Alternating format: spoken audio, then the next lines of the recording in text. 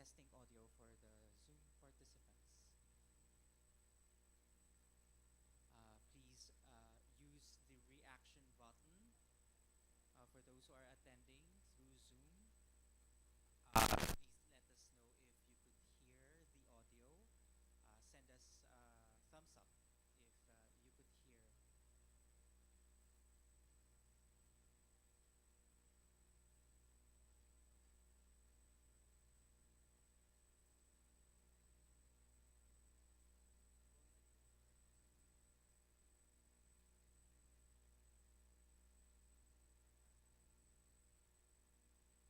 Ma'am Kathy Nang of Asian Development Bank Institute, you may test your PowerPoint.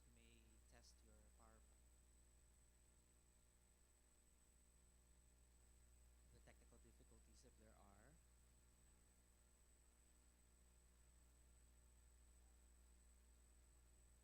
For those who are attending through Zoom, please send us a thumbs up if you could hear the audio.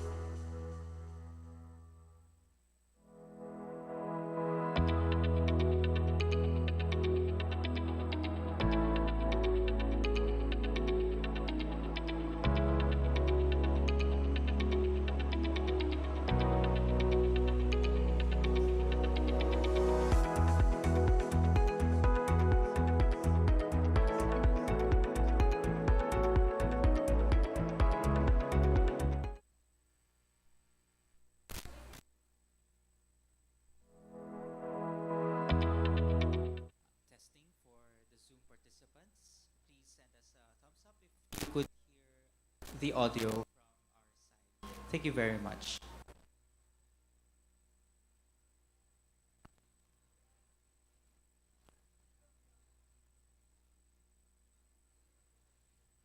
Once again, testing for the Zoom participants. Please send us a thumbs up if you could hear the audio from our side. Thank you.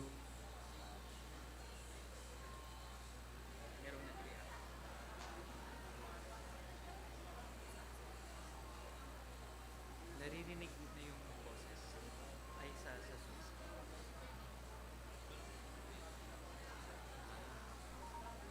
So, pwede na tayo magsimula at info. Kaya, last okay.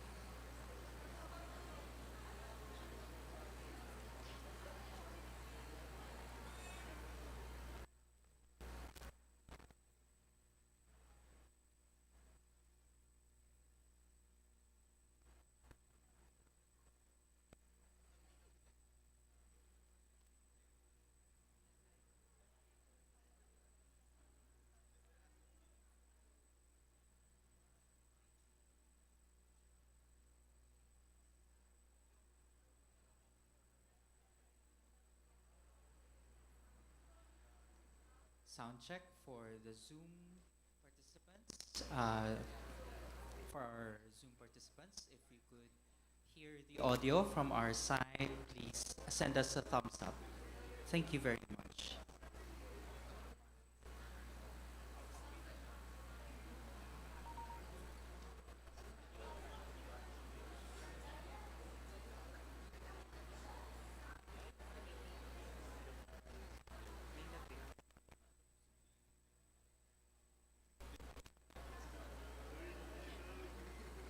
Shall I do it again?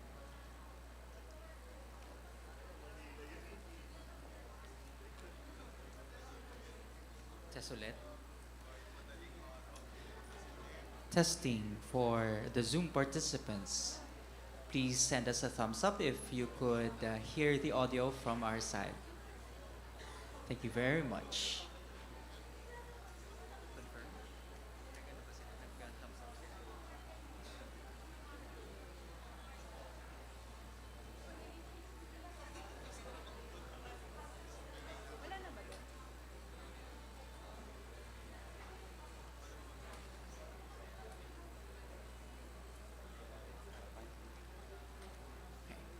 Thank you very much, Dean Brojo Negoro from Asian Development Bank Institute. Thank you, Doc Shuaibu Saidu Musa, for confirming that you could hear us. Yep. Okay. Thank you very much. We'll begin in a short while. Thank you.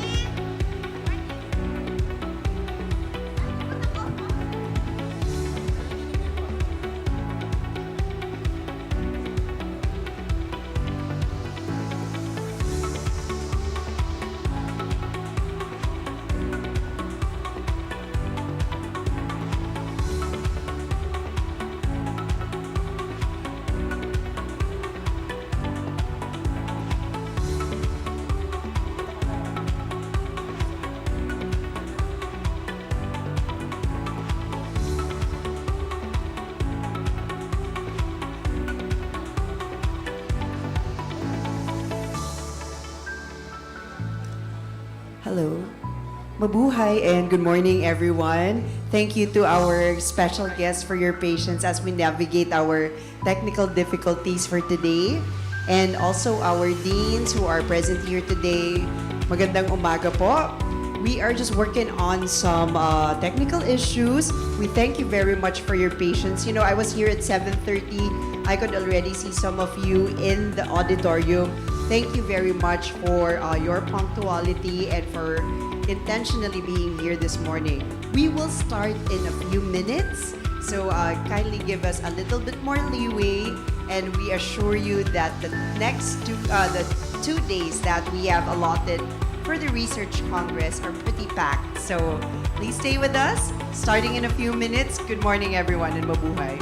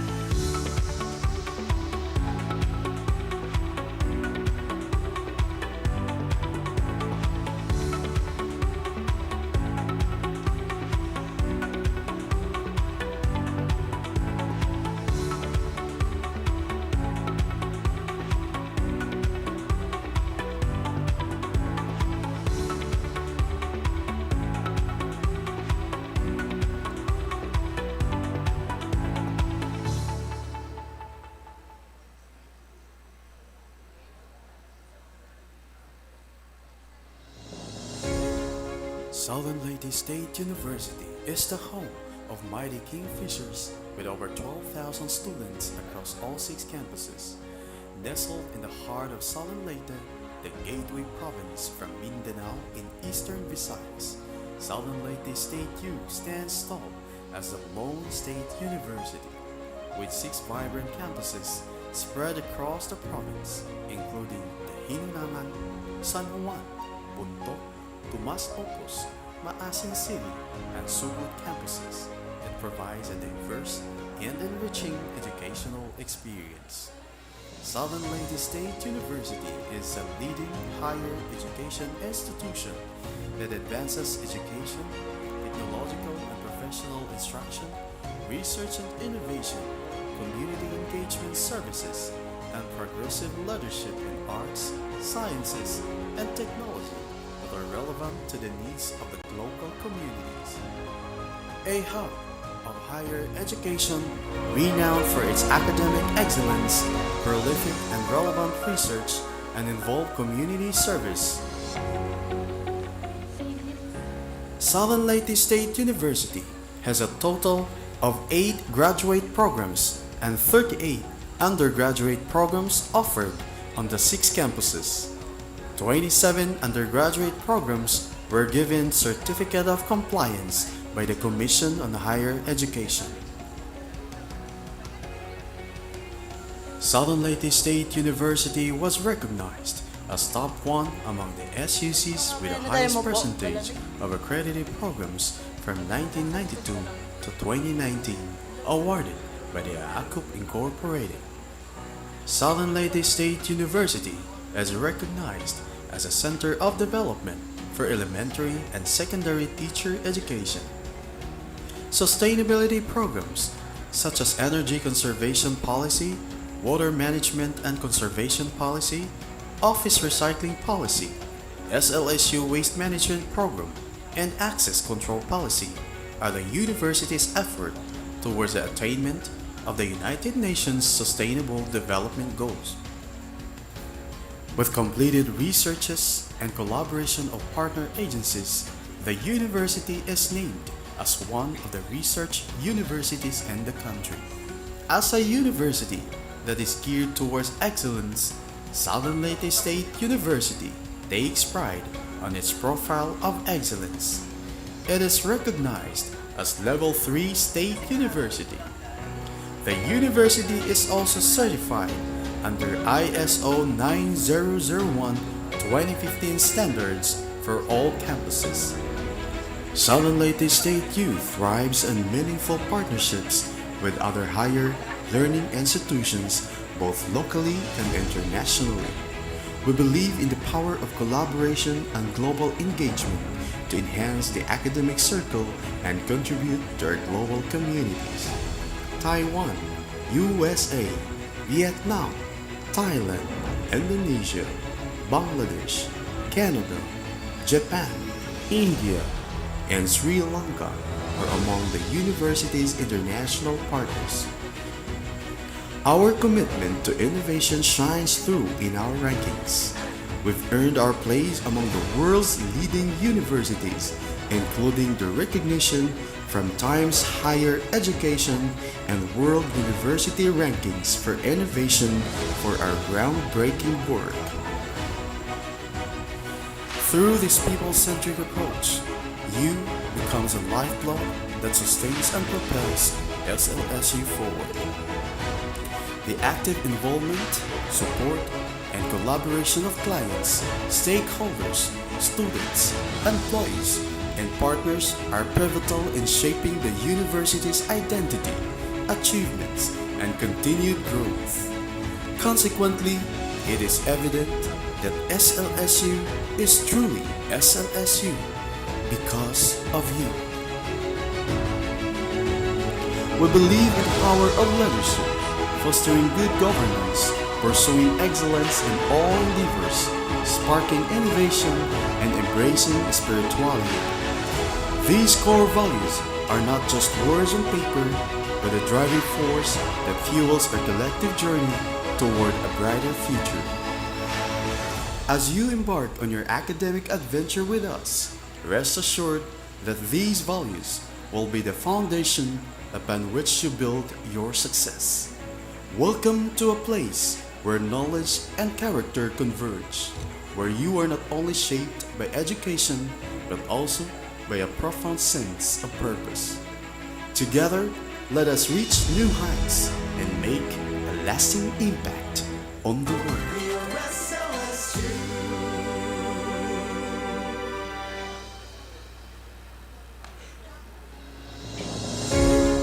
Southern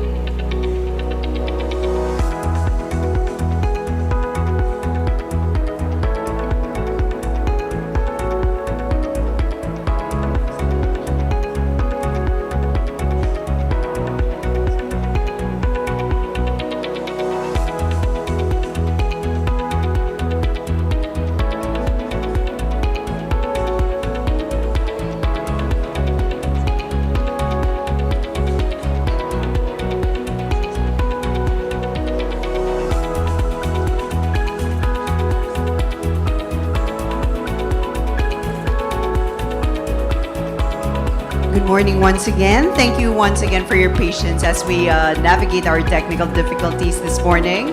Welcome to the 8th University Research Congress of the University of Makati. We will start in a few minutes. This year's theme is Advancing Urban Development Through Research, Establishing Innovative Solutions for Sustainable Cities. I hope you found comfortable seats. And for those joining us online, hope we are audible and you are able to hear us. We are packed for the next 2 days, and we will definitely hear not just researchers but also student works that have won in national and international competitions for the next 2 days. So welcome everyone, and we're just finishing a few more touches of what we need to work on for our technical aspect. But as we go along with that, we would like to thank our co-presenters and sponsors. For internationalization of research, Southern Leyte State University, Biliran Province State University, Global Health Focus or GHF. We would also like to thank our sponsors, Kuzu Bites, a place for bite vibes, Bea Bakes, Coffee Meat, Cafe and Restaurant. We of course would also like to thank the City Government of Makati. Thank you so much for supporting our University Research Congress. So just a few more minutes. We will see you very soon. And I hope you're excited to hear the various presentations that have been prepared for this day. Thank you very much. See you in a few minutes.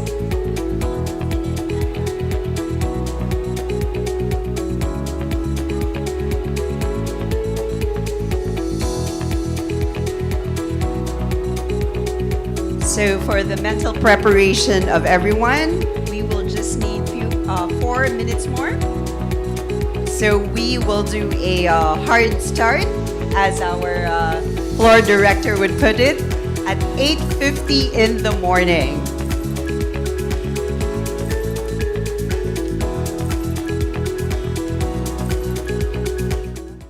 So as we wait for the finishing touches of our tech team, I also would like to acknowledge that today we will also be hearing from Mayor Nancy Binay, Maria Lourdes Nancy Binay, and she will be represented by Councilor Maria Alethea Casalhuy. Good morning, ma'am. We will also hear the presentation of our head for Urban Development Department, Engineer Merlina Panganiban, who was very early this morning. Thank you so much, ma'am, also for gracing this event with your presence. So from our friends, international friends, we have friends from Thammasat University, Bangkok, Thailand.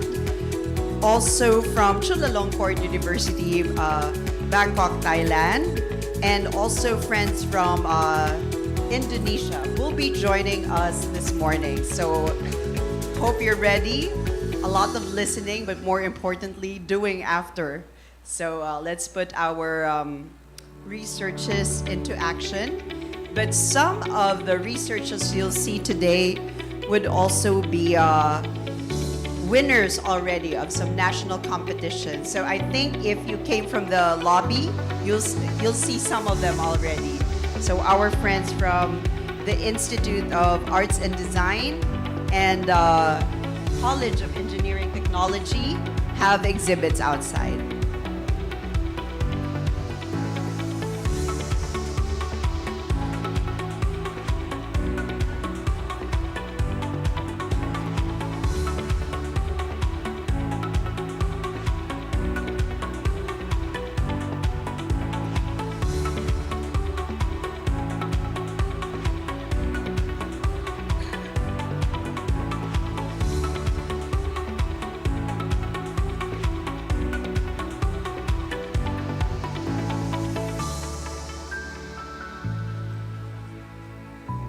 As we also continue with the fine-tuning, we would like to thank the management committee and the deans and professors who came in early. I think one of the first who came in was Dean Joel Mangaba of CCIS. Thank you so much for coming. But I also see Dr. Jason Berganyo of our site. Dean Tess Sagadraka, good morning, ma'am. Who else am I seeing? Okay, of course, our professors and senior high school principal, Dr. Sierto, Prof. Grama, good morning. Dr. Pasquito, good morning. Who's beside you? Doc Blang. Good morning also. Thank you for coming. Dr. Quinones, who's been moving around and making sure that students are coming in. Thank you so much for the support as well.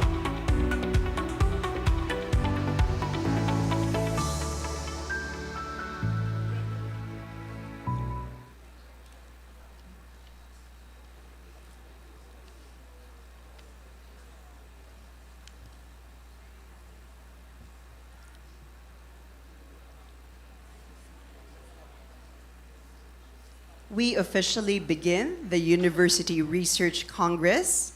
And on this note, may I request everyone to please stand for our invocation.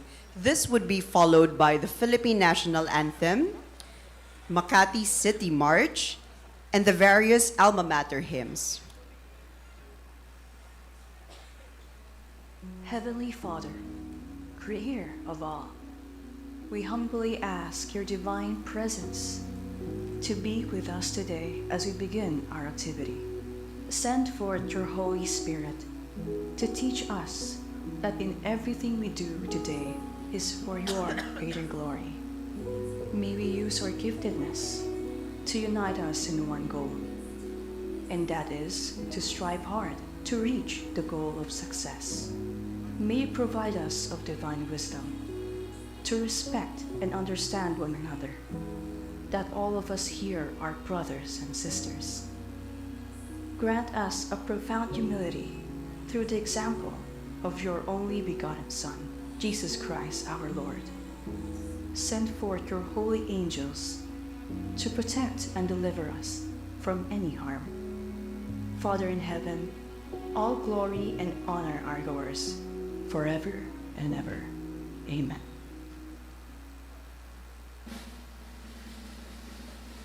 Alam magiliw, pero sa silang alam ng puso, sa litig mo'y buhay.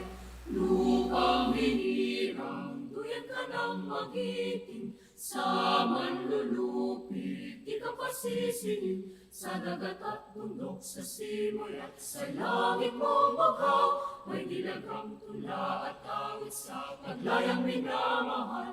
Ang kislap ng watawat mo'y tagumpay na nagniningning, ang bituin at araw na kailan pa may di magdidilim. Lupa ng araw na buwan, hadit pagsinta, buhay langit sa piling mo. Aming ligaya ng may mga api, ang mamatay ng dahil sa'yo.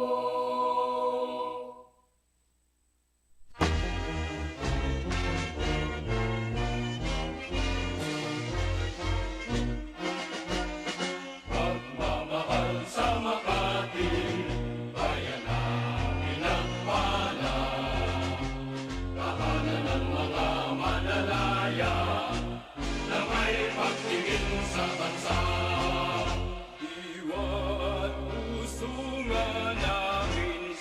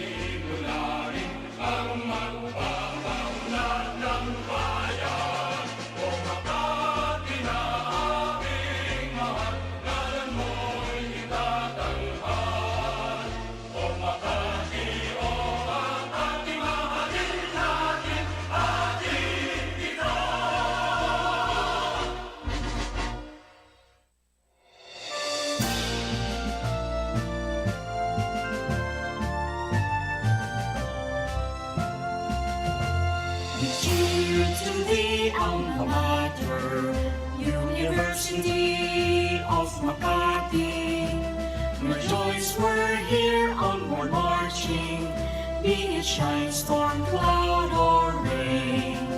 Let all our voices keep ringing for the glory of our alma mater, pride of Makati and our fatherland. Beloved UMak proudly stands. Arise, thy sons and daughters, fill the air with the joy of alma mater. Resound our gladness and tidings, every echo by far and near. Yes, we are here, beloved UMak. Faithfully we brace our mind and spirit. We're proud to be at thy command, future builders of this land. Arise, thy sons and daughters, fill the air with the joy of alma mater. Resound our gladness and tidings, every echo by far and near. Hail to thee, our dear beloved UMak. Faithfully we brace our mind and spirit. We're proud to be at thy command, future builders of this land. University of Makati, future builder of this land.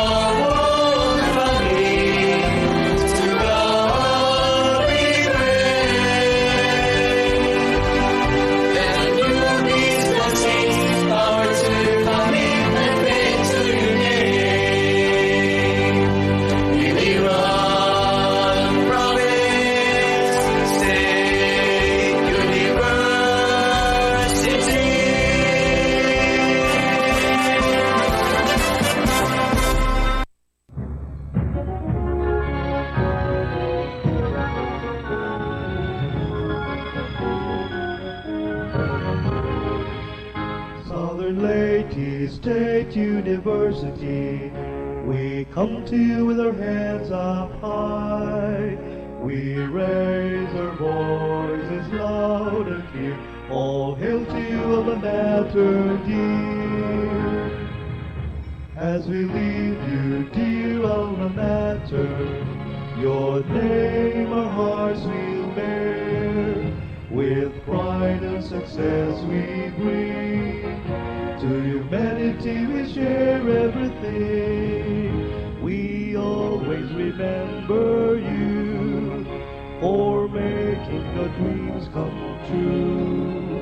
The teachings you instill in us, in you we breathe the purpose high. All hail to thee as you give, younger stands the shining glow.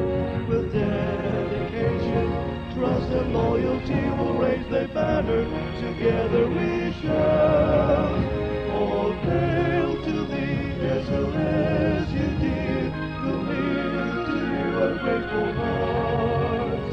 We pledge to give you honor and cheer to you, Alma Mater dear. As we leave you, dear Alma Mater, your name our hearts will bear. With pride and success we bring.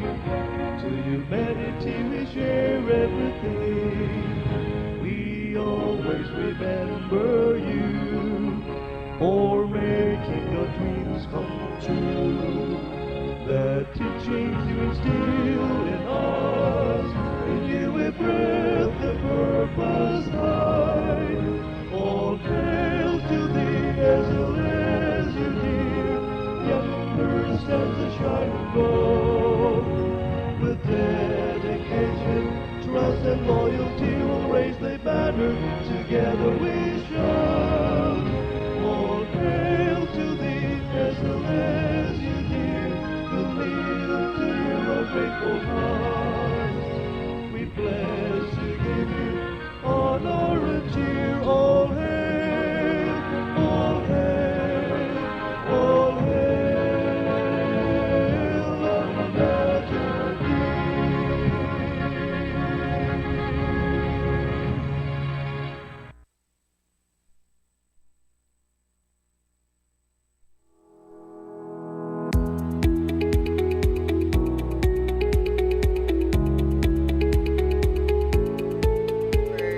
International and Global Affairs here in the University of Makati.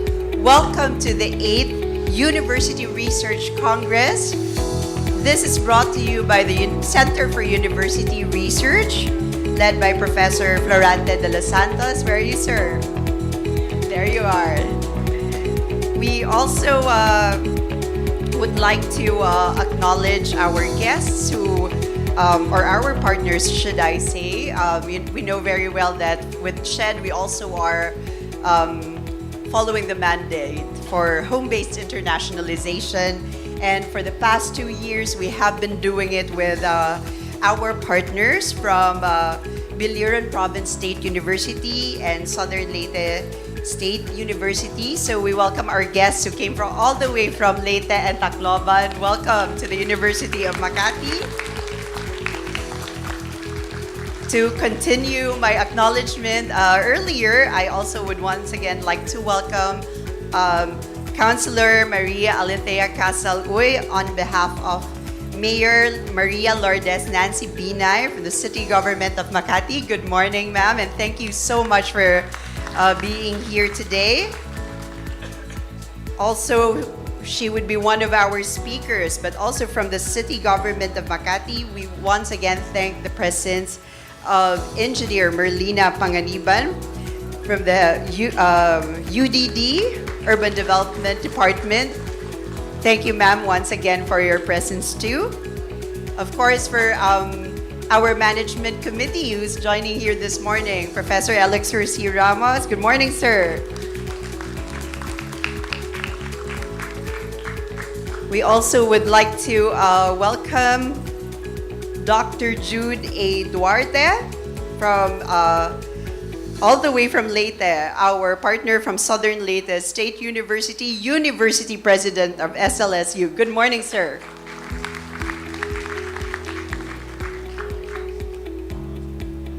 From Biliran Province State University, we have Dr. Pearl Irish De Paz. Ma'am, Wonderful to see you. Second year in a row now for our University Research Congress. Thank you so much for coming here. So I'll continue the acknowledgements as we proceed with the program. But I'd like everyone to know that this year's theme is Advancing Urban Development through Research, Establishing Innovative Solutions for Sustainable Cities. So this takes on from the challenge of last year's Research Congress, should I say. And after looking back at where we are in fulfilling the 17 SDGs, this year we are going to feature our innovative solutions for sustainable cities, specifically on the aspects of health, education, community, enterprises, and humanity. So as I've mentioned earlier, we will have a packed 2 days. We have keynote speakers from Asia Development Bank Institute, our Makati Urban Development Department, and we would also have plenary presentations and roundtable discussions from our experts. In the afternoon, we will feature research posters and capstone projects. And our student documentary films, which have won several national competitions, will also be presented. Tomorrow morning, just to mentally prepare everyone, we will go to our breakout sessions for the paper presentations, and then in the afternoon, we will award our best paper presentation, best poster, and best capstone project exhibit. So are we excited, ladies and gentlemen, to do all these? Oh, that was a faint yes. Are we excited, ladies and gentlemen? Much better, much better. To formally start our 8th Research Congress and to deliver the speech on behalf of our beloved Mayor, Honorable Maria Lourdes Atenansi Binay, we would like to hear from Councilor Maria Alethea Casal-Uy.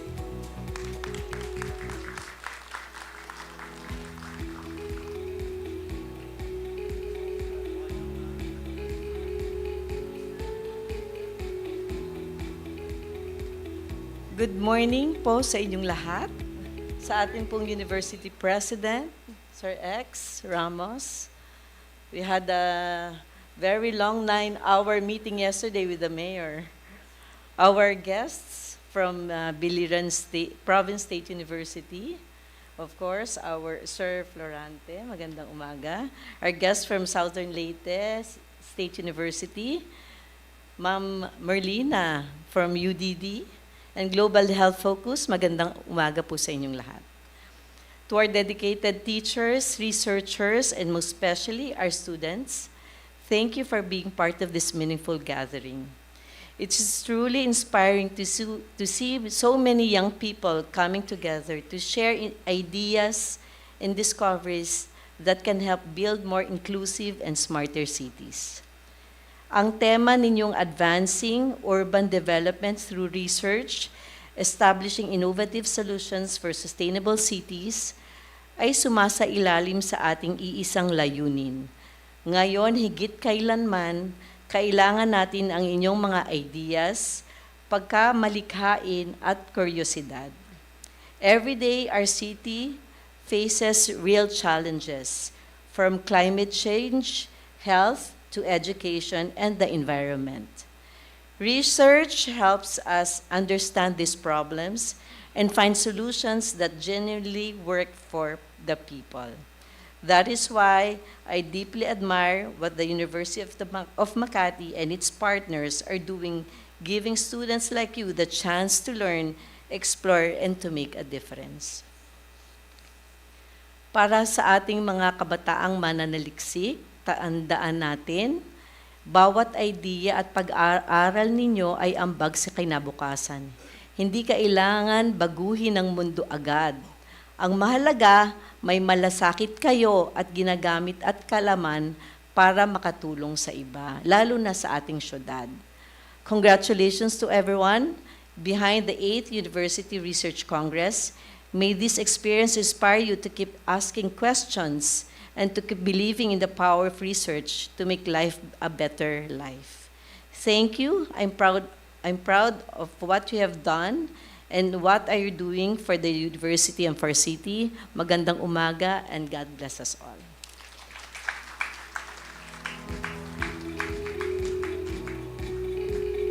Thank you very much, Councilor Casaluoy, for delivering the message of the mayor. And indeed, I hope you heard that ideas, creativity, and curiosity are very much important, not just for today, but every day as we further our research strengths. This time, we also would like to hear from our beloved university president from the University of Makati. Please help me welcome Professor Alexor C. Ramos. Sir?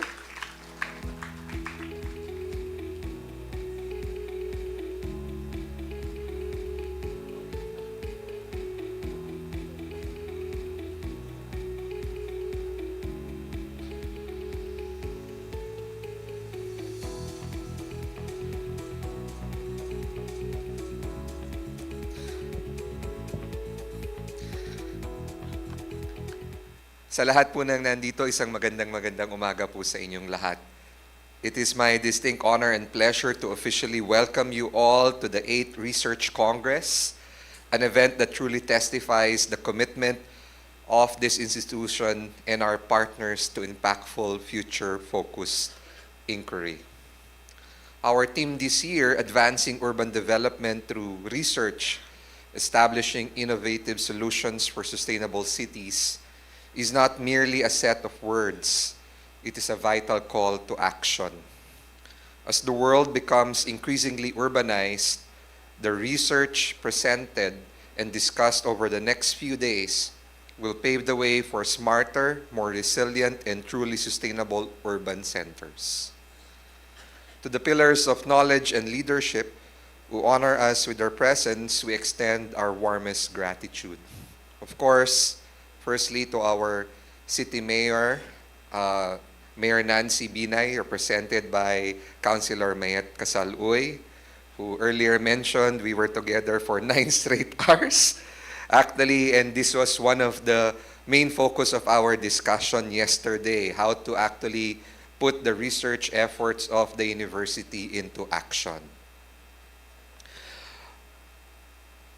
So I would like to acknowledge the distinguished partners who drive policy and development. We are delighted to have with us, of course, the head of the Urban Development Office of the City, Engineer Merlina Panganiban.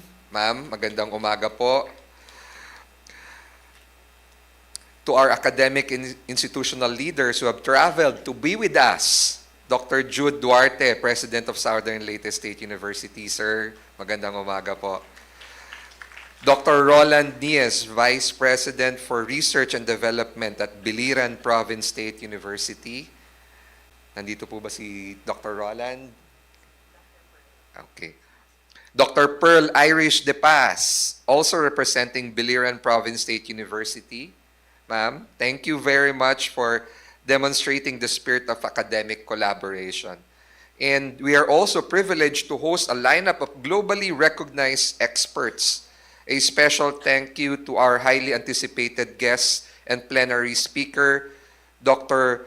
Joel Ash Honra, for sharing his expertise with us later today. We also welcome our esteemed online delegation whose commitment to this Congress spans continents and time zones. Actually, just to veer away a little bit, ngayon din pong umagang to, actually, kami po ay binibisita rin ng Commission on Higher Education para po sa validation kung karapat-dapat po ba na tayo pa rin ay tawagin na isang universidad. At sabi ko nga po kahapon doon sa aming meeting with our Honorable Mayor, 4 po talaga ang distinct functions ng isang university. Instruction, research, extension, at yung pang-4 ngayon is actually publication or to produce actually quality research work na hindi lamang yung research na sinusulat, kung hindi, we put it into action. So, later, we will be joined by our featured online speaker, Dr. Anton Heinrich Renesland, Dr. Canizo, the President of Biliran Province State University, Dr. Gabriel Iglesia, Dr. Bambang Brohenegoro, Dr. Shiabu Saidu Musa, and of course, our esteemed partner here at the University of Makati who has actually pushed us and is continuously pushing us to reach that goal of 100 Scopus Index researchers amongst our faculty and staff, Dr. Eliseo Don Prisno III, founder of Global Health Focus. So to all of you, thank you for all bringing your invaluable perspectives and expertise to our virtual stage. The Congress is more than just a presentation of papers. It is a marketplace of ideas. It is where engineers meet sociologists, where environmental scientists collaborate with policymakers, and where seasoned researchers inspire students. Dagdagan ko lamang po ito, meron pong programa ang University of Makati under our Technology Business Incubation Unit where we actually give a 500,000 pesos startup money doon po talaga sa mga magagaling na mga research work na pwede talagang actually ma-commercialize. So hopefully, ito pong research congress na to, especially the best research papers that will be awarded throughout this presentation, hopefully you are one or maybe the winner of that prize, and the city looks forward to partnering with you so that your research will actually become really something that is marketable and that something that is applicable, not only gathering dust in libraries, but actually making a significant change in the lives of every person that would actually get in touch or be affected by that research work. So the challenge now that is facing our cities, from climate adaptation and resource management to social equity and infrastructure development, are actually very complex. They demand innovative evidence-based solutions, and that is precisely what the research gathered here represents.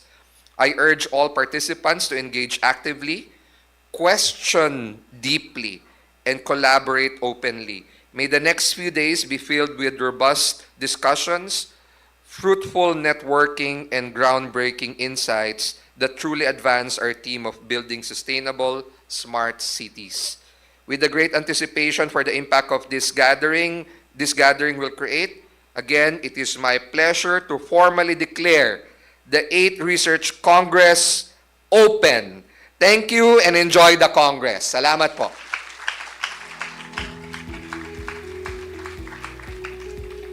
Thank you, Professor Ramos, for indeed that warm welcome for everyone. As he mentioned, the University Research Congress, may it be a marketplace of ideas, and may those ideas win the 500,000 seed money, right?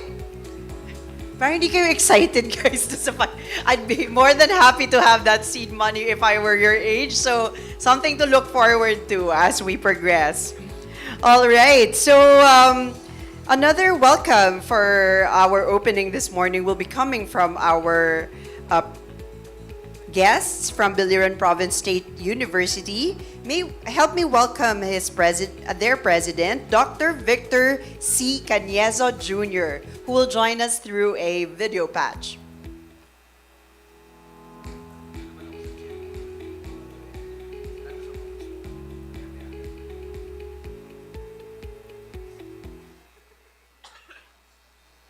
Warm greetings to the University of Makati family. To Professor Alexor C. Ramos, the University President, the Editorial Board of Universitas, Official Research Journal of the University of Makati, headed by Director Forlanti Ilustria Santos, our partners from Global Health Focus, the founder, Dr. Don Eliseo Lucero Fresno III, and all distinguished guests, researchers, faculty, and students joining this year's 8th Research Congress. Good morning. It is indeed a privilege to share this space of learning and innovation with all of you, a space where great minds converge to present findings and recommend innovations. On behalf of the Biliran Province State University, we extend our warmest congratulations to the organizers and participants of this gathering. As much as I would have wanted to be there with you in person, our university at this time is having the ISO 9001 2015 Stage 2 audit, which begins today and will run until October 25.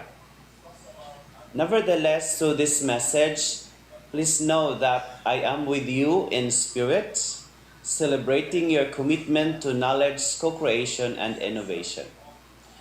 The theme, Advancing Urban Development Through Research, Establishing Innovative Solutions for Sustainable Cities, is indeed timely. Around the world, our communities stand as both the heart of progress and the center of challenges. From climate resilience, mobility and health systems to education, equity, and sustainable livelihoods. For example, we continue to face pressing issues in flood control and water management. The increasing frequency and intensity of flooding caused by rapid urbanization, inadequate drainage systems, and the impacts of climate change highlight the urgent need for sustainable and science-based urban planning. These challenges remind us that research is a vital tool for creating climate resilient and future ready communities. Amid these challenges, research lights our way. It becomes our compass in transforming what we know into what we can do.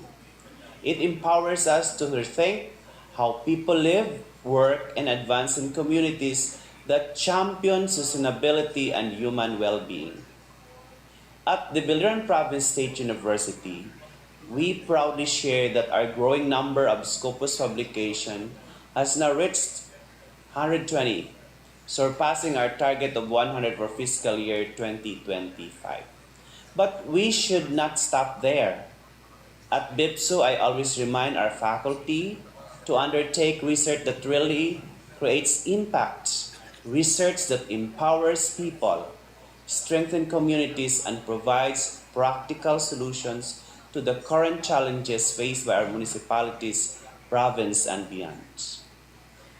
With our Memorandum of Agreement in 2024 between the University of Makati, BIPSU, and Global Health Focus, it has indeed strengthened our efforts to advance research, and we have built collaboration that goes beyond institutions, one that values co-creation, continuous learning, and the development of sustainable solutions that serve communities everywhere. To all participants, may this Congress inspire you to go beyond the walls of your institutions, to see research as an academic pursuit, and most importantly, as a moral responsibility. Congratulations once again to the University of Makati and to everyone taking part of this year's 8th Research Congress. Thank you and mabuhay.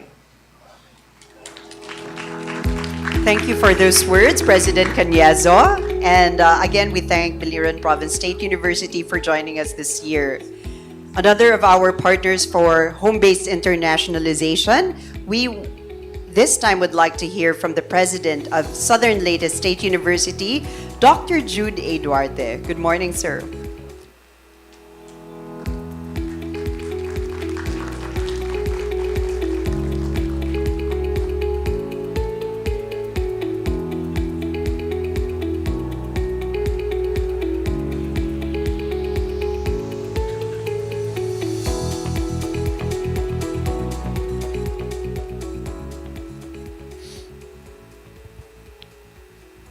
Good morning, everyone.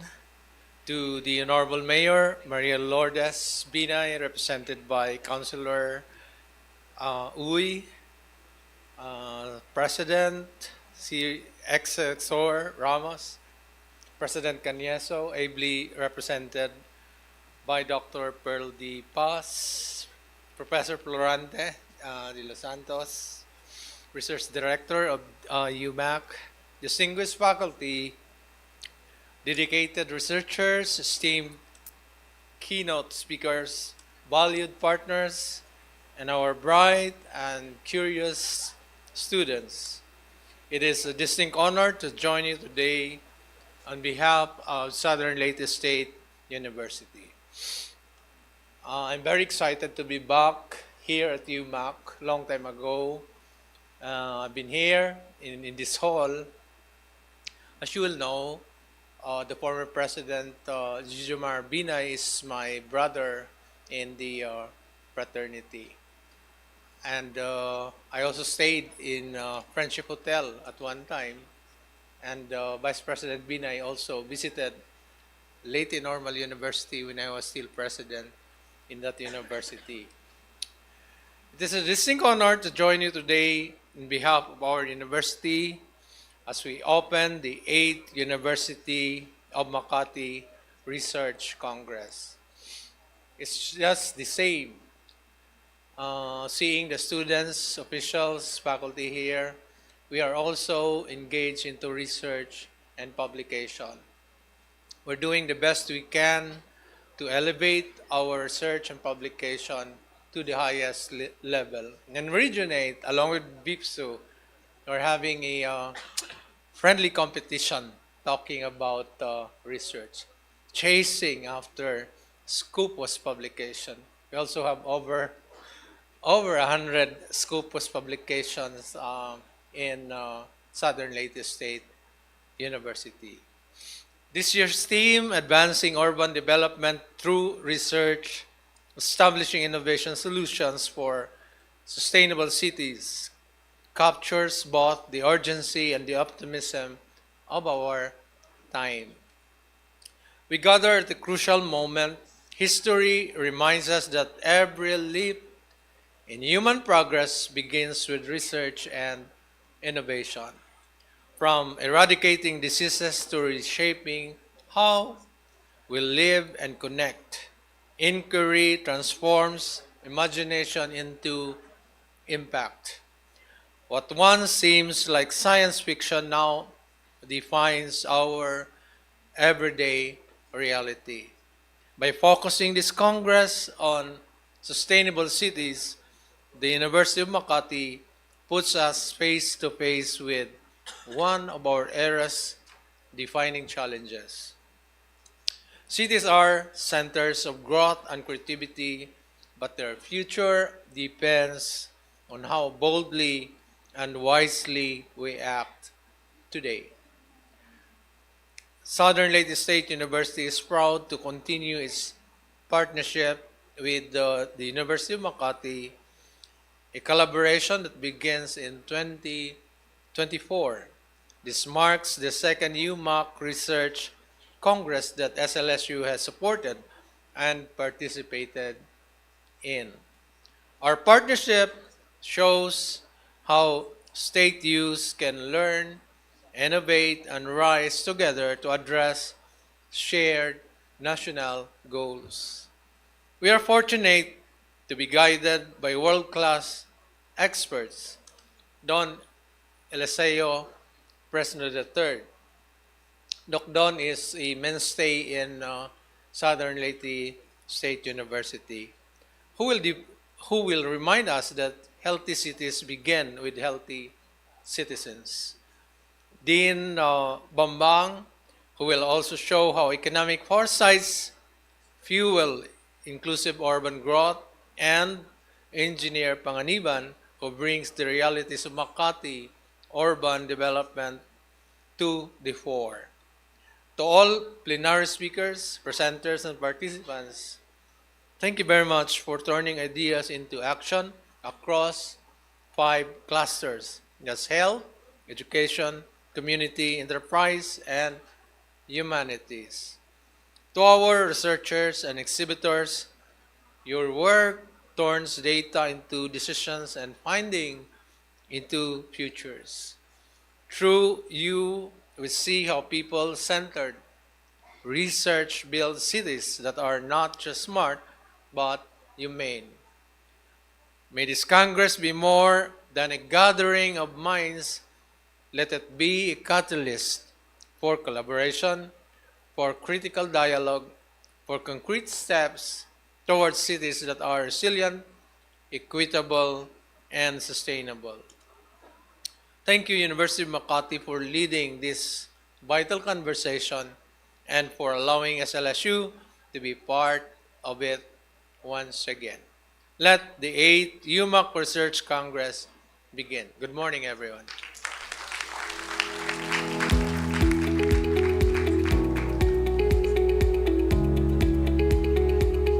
Thank you very much to Dr. Jude A. Duarte, not only for coming all the way from Leyte to join us today, but also for continuing to join the University of Makati in this, as you would put it, sir, vital conversation of research. So thank you to all our speakers for the welcome and opening this morning. To continue, our main question for this year's Congress is, how do we use research to ensure that we innovate for health, education, community, enterprise, and humanities so that we have a sustainable city? That will be the question that would be posed on you for the next 2 days. Our keynote speakers will give us perspectives from international points of view and even the local point of view, which are very much connected as we know now.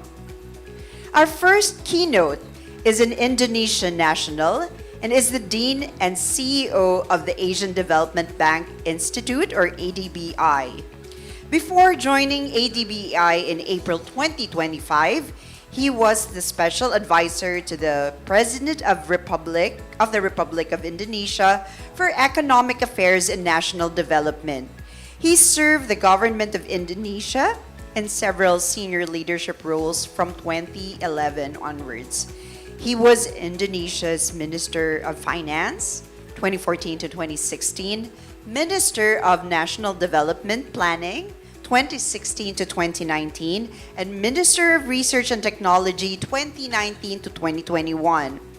Besides government and academic endeavors, he also served as Director General of Islamic Research and Training Institute, IRTI, Islamic Development Bank. Excuse me. He holds a doctorate and master's degree in urban and regional planning from the University of Illinois at Urbana-Champaign and a bachelor's degree in economics from the Faculty of Economics and Business, University of Indonesia, where he was full professor and is serving as dean, served as dean to 2005 and 2009. Through Zoom, please help me welcome Dean Bambang Brojonegoro. Welcome, sir.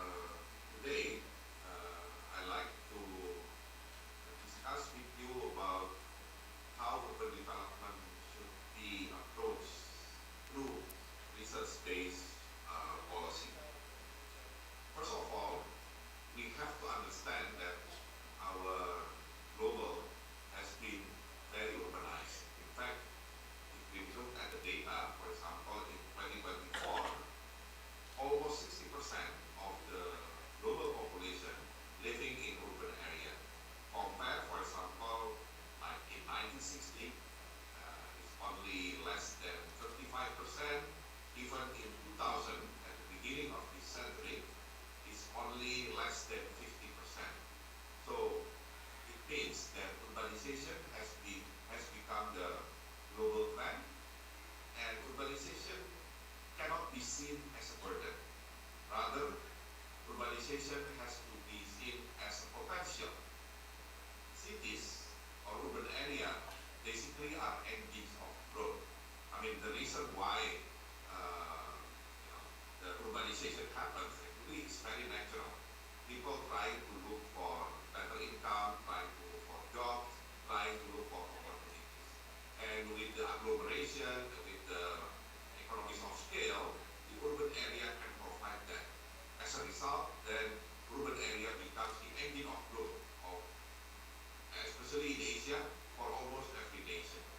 So let me give simple example here in Japan, in which the Japan economy basically dominated by three major metropolitan area: Tokyo metropolitan area, Osaka, as well as Nagoya. And if we look back at our region in Southeast Asia, even though Indonesia is such a big country, but the concentration and also the growth mostly supported by the economy of Jakarta. Because Jakarta metropolitan area contributed about quarter of Indonesia's GDP. And I believe the story is same with the role of Bangkok in Thailand, the role of Manila in Philippines. So it means that even though people sometimes criticize that we have high density urban population, but again, that can create higher economic growth. But at the same time, the higher concentration of population also becoming epicenter of the race. Different type of race. Of course, the simplest thing that you might have seen during your life is political race. You know, whenever there is a political tension, low political tension, high political tension,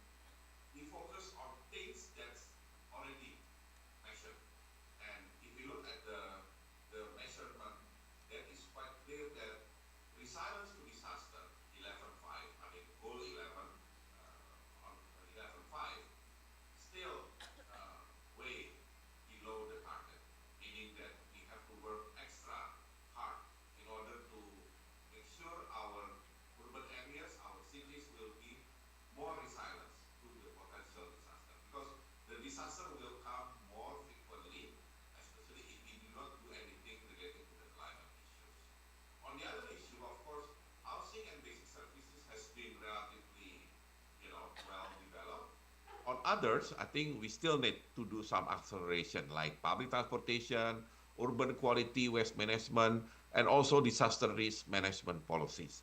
So you can see this list of so-called urban issues that we have to face every day. And that's how important, that's how the SDG 11 is very important to be monitored and to make sure that mayors and all the stakeholders will prioritize their effort in order to fulfill the goal of the SDG 11. And then on the next slide, then we can see why cities could face more disaster. Of course, in order to pursue for the growth, we need a lot of energy. We need more energy. In fact, the energy growth could be, could be accelerated due to the demand of the economic growth itself. But unfortunately, in our part of the world, majority of the electricity, majority of the energy still comes from the fossil fuel.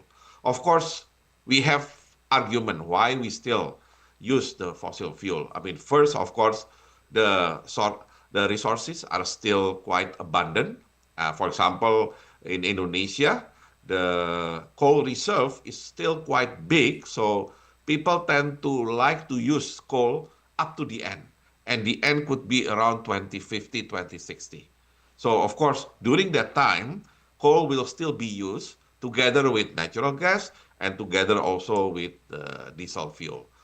But of course, something has to be done, I mean, in order to mitigate the worst impact of the excessive use of the fossil fuel, while we still need to fulfill the demand for energy growth. And of course, one thing that you can do first is trying to have like standard building code that will reduce the potential emission coming from the use of energy. So even building code, I mean, managed by the city government, I think will be helpful, to reduce the potential emission. And of course, in Southeast Asia, for example, just to make our room cooler is already 16% of the total electricity use, and it could be 30% by 2035.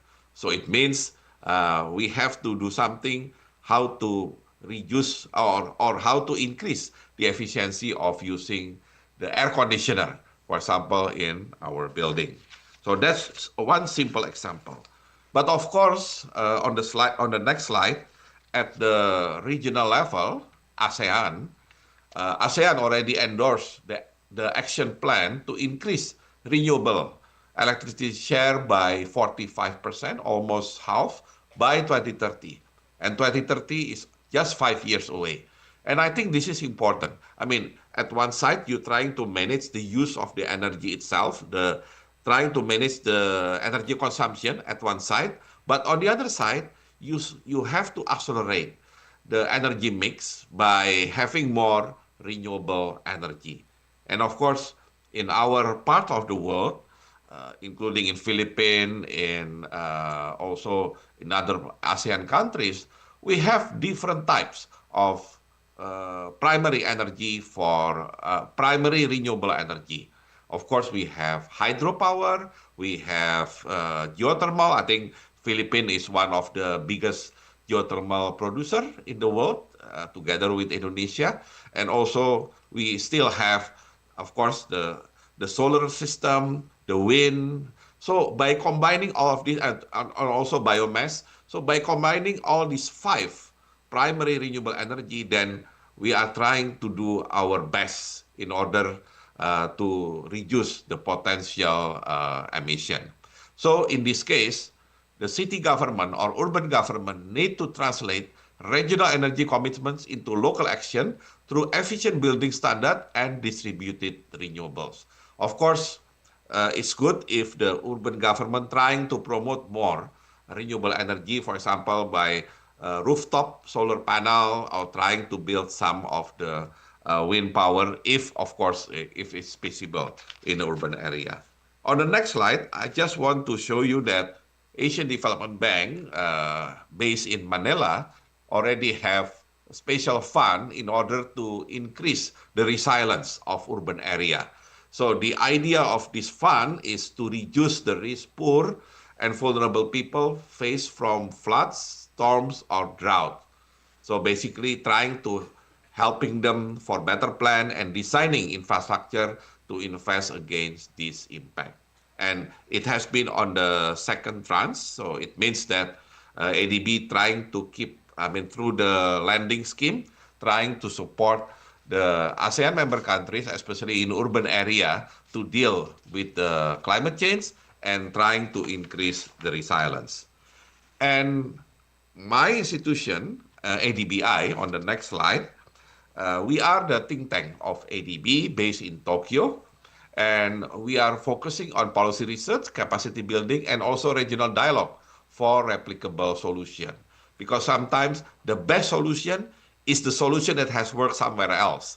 So sometimes you don't have to create everything from the scratch. Why don't we learn from others?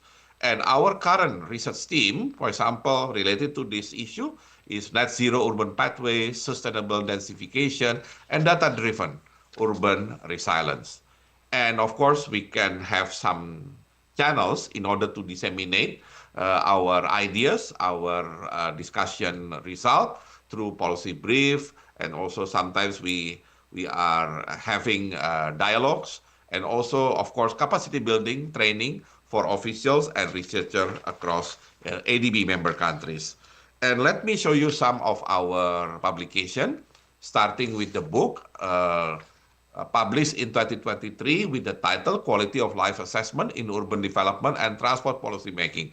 The most important thing from this book is we emphasize on people's quality of life in urban area. So it's not just talking about physical growth, physical development or economic growth, but more importantly, the quality of life of the people, because that matters most.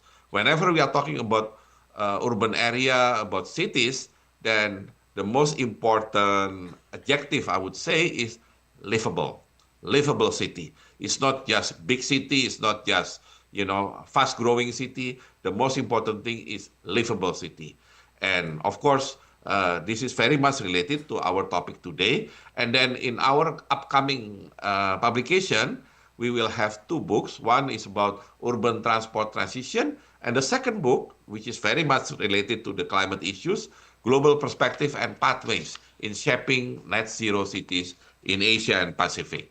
And also on our event, just to inform you on the next slide, in the past, we have done some events, seminar, roundtable dialogue on affordable housing futures, because again, housing is one of the basic infrastructure in urban area, as well as transport, advancing transport leadership program. And we have done also on solid waste management. And in November, next month, we will have ADBI Stanford Leadership Academy for Development Training Program on Public Policy for Infrastructure. So everything is about public policy, but public policy at urban area needs to take into account not only specific or basic urban issues, but more importantly now about urban resilience against worst impact of climate change. Another of our outputs would be policy brief, and these are the two policy briefs that might be relevant for urban development. First, about urban-rural integration, with the case in China. China is quite unique. Given that size, the country is so big, but 60% or more of people living in urban area. But they can still maintain, the need for the food security because they are trying to create the urban-rural integration. And of course, in this case, the role of digital transformation, the role of physical connectivity infrastructure will be very important. On the other policy brief, this is very relevant for, big cities, how we can create public-private partnership in the railway, in the public transportation through rail plus property model. So it means we can we should try to reduce the needs of budget and trying to increase private sector participation through their investment. Last but not least, let me share with you about our ideas for way forward. I mean, first, we need to focus on building efficiency and retrofits, at least trying to reduce the emission by introducing minimum energy performance standard, scale public building retrofits, and deploy blended finance model. And then on the energy side, we should focus on energy and peak load management by integrating ASEAN energy targets into city planning, like what I just mentioned, including expanding rooftop solar and district cooling initiative. And don't forget, everything has to be data driven. Now we have big data available for us, and we need to manage the big data in order to, of course, support the resiliency. So we need to develop urban risk data platform for climate-proof housing and drainage planning. So this is one of the idea how we mitigate the worst impact of climate change. So ADBI has initiative to launch multi-country research on tropical building efficiency, develop a retrofit finance playbook, and train local governments to prepare bankable projects. So at the end, our dream, our idea is sustainable development in Asia and Pacific. So I believe that will be my keynote. And thank you very much once again for the opportunity to be involved in this event held by University of Makati. Thank you very much. Thank you very much to Dean Bambang Brojonegoro. I'm sorry about that. Thank you for your points, and he will be joining us later on through video as we do the roundtable discussion after all our speakers for this part of the plenary. We now proceed with our next keynote. Our next keynote presenter is a senior lecturer at the University of the Philippines School of Urban and Regional Planning, or UPSURP, and Urban Development Officer of the City Government of Makati. She leads key city initiatives as officer in charge of the Information and Communications Technology Office, or ICTO, Vice Chairperson of the Makati SDG Special Committee, and Chief Editor of both the Voluntary Local Review, VLR, and Makati Atlas.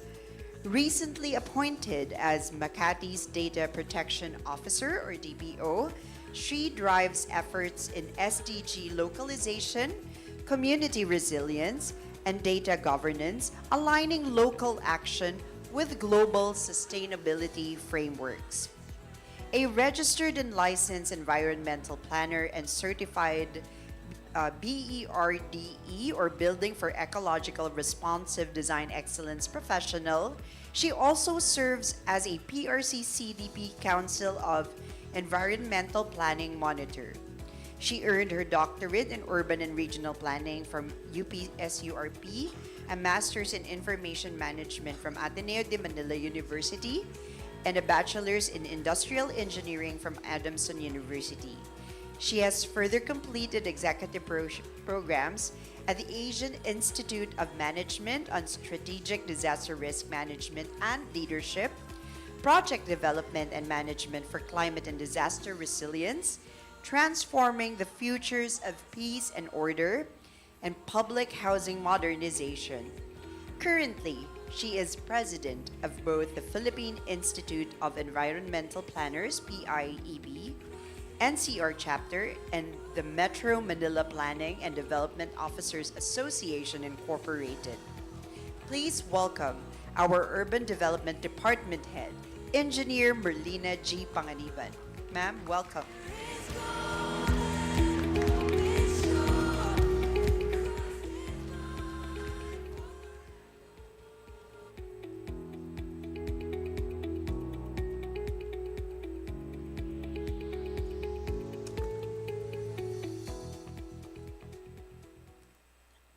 Good morning. Yan, gising na sila. Kanina parang tulog pa. Hindi. Gising na gising tayong lahat kasi yung ating mind kailangan ng magkaroon ng panibagong matututunan ngayong araw na to. So, yan. So, this presentation outlines the strategic research agenda and research directions of the city. It highlights how evidence-based studies guide the city's policies, programs, and innovations across various development sectors. Through this agenda, Makati aims to strengthen data-driven governance, ensure responsive public services, and sustain the position as a model of inclusive and progressive urban development. My presentation today aims to provide an overview of the research direction of the city government of Makati and how it is shaped by the dynamic demands or urban development. Siguro aware naman kayo na yung UMak dating nasa jurisdiction ng Makati. Di ba? Ngayon ay nasaan na? Hindi, nasa Makati pa rin, di ba? Baka may makarinig sa akin. Pero under pa rin naman kayo ng City of Makati in terms of operations kasi yung budget as well as the administration nasa City of Makati pa rin. Nasa Taguig lang kayo located. So, yon. So, I will start with the Makati City profile, which establishes the socio-economic and institutional context within which the city's research initiatives are situated. This is followed by the discussion on the research policy of the city, outlining the guiding principles and policy framework that shape the city's approach to evidence-based governance.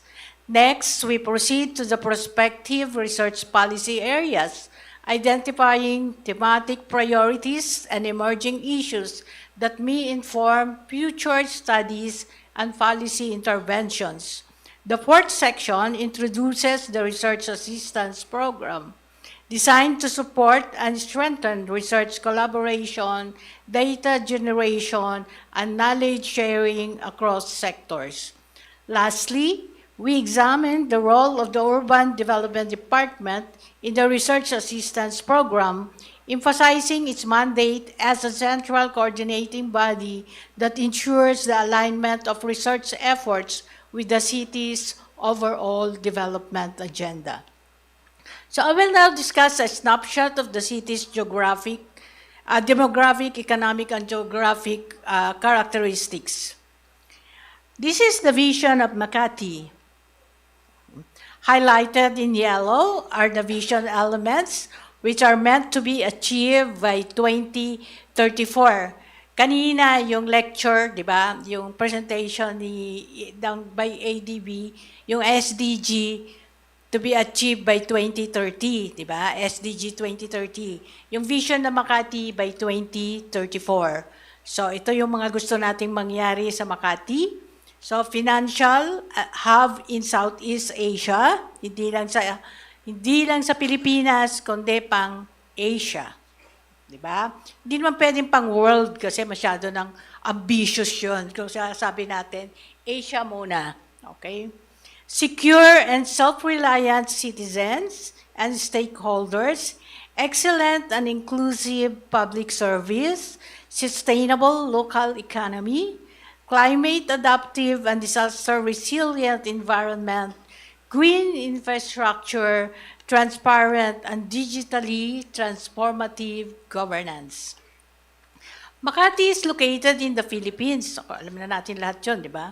And one of the cities of Metro Manila. Ilan ba cities yung Metro Manila? 16 cities ang may nasa Metro Manila and 1 municipality. So its geographic coordinate is shown on the screen. Hindi ko na siya babasahin, masyadong mahaba. So, in terms of size, it is small compared to other cities in Metro Manila, with a land area of just 18.17 square kilometers, which is only 2.9% of Metro Manila's total land area. 2.17% or almost 293,000 of Metro Manila's population resides in Makati.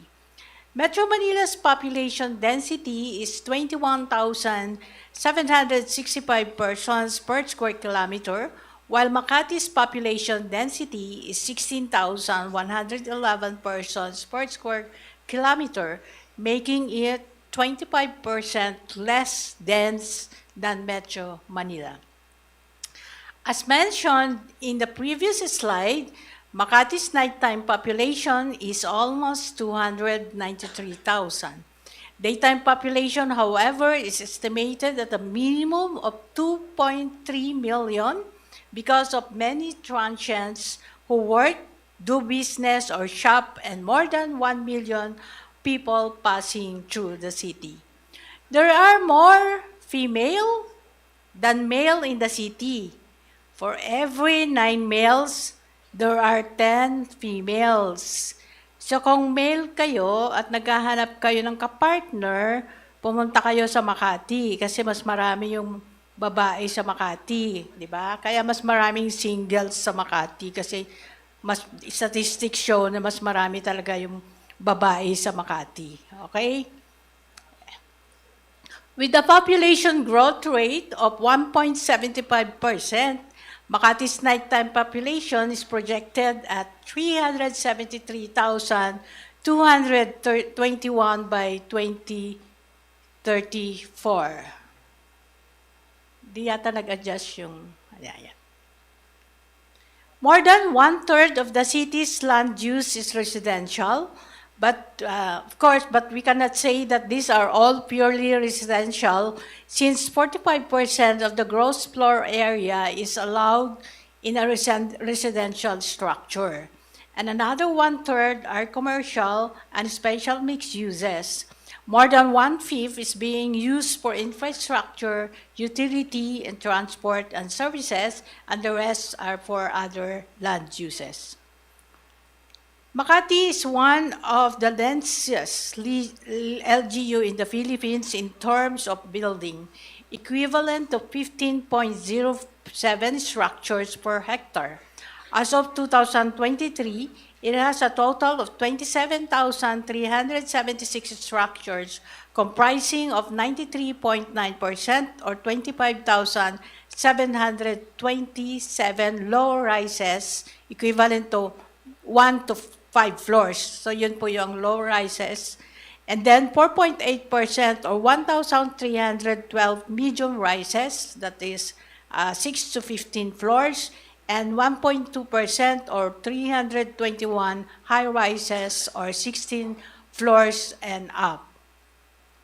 Towering at 259 meters, the PBCom Tower, located at the corner of Ayala Avenue and Rufino Street, is the highest building in Makati for more than 18 years and also the highest in the country. So, alam niyo na yun. Previously, yung PBCom Tower, sino nakakaalam dito kung nasaan yung PBCom Towers? Yan. Nasa corner po siya ng Ayala Avenue and Rufino Street.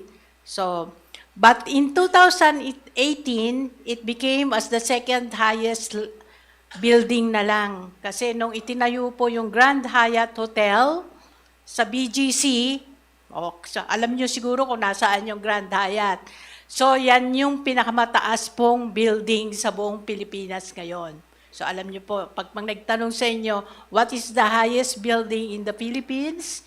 It's the Grand Hyatt Hotel, BGC, at 312 meters. So, yun po yung height ng BGC, Grand Hyatt.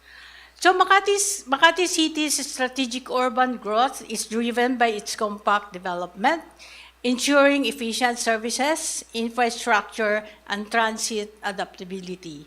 As the country's premier business hub, the Makati CBD continues to attract high-value investments, strengthening its position as a top financial center in Asia. Its well-connected transport network enhances accessibility and sustainability, integrating major expressways, railway expansions, and future mass transit systems. Beyond the CBD, satellite commercial centers stimulate economic activity, while low-density residential villages help balance urban development and preserve green spaces. Underpinning this progress is Makati's highly effective local government, which employs strategic planning, interdepartmental collaboration, and private sector engagement to maintain its global competitiveness.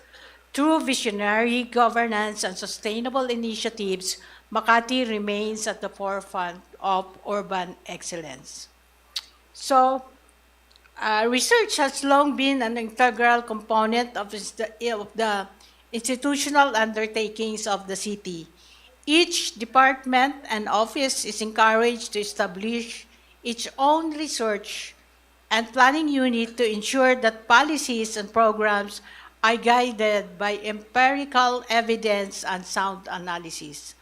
The city's research policy has been formally institutionalized through its integration into the Comprehensive Development Plan, or CDP, where various programs on research and development are prominently featured. This integration underscores Makati's commitment to data-driven governance and continuous innovation in public service.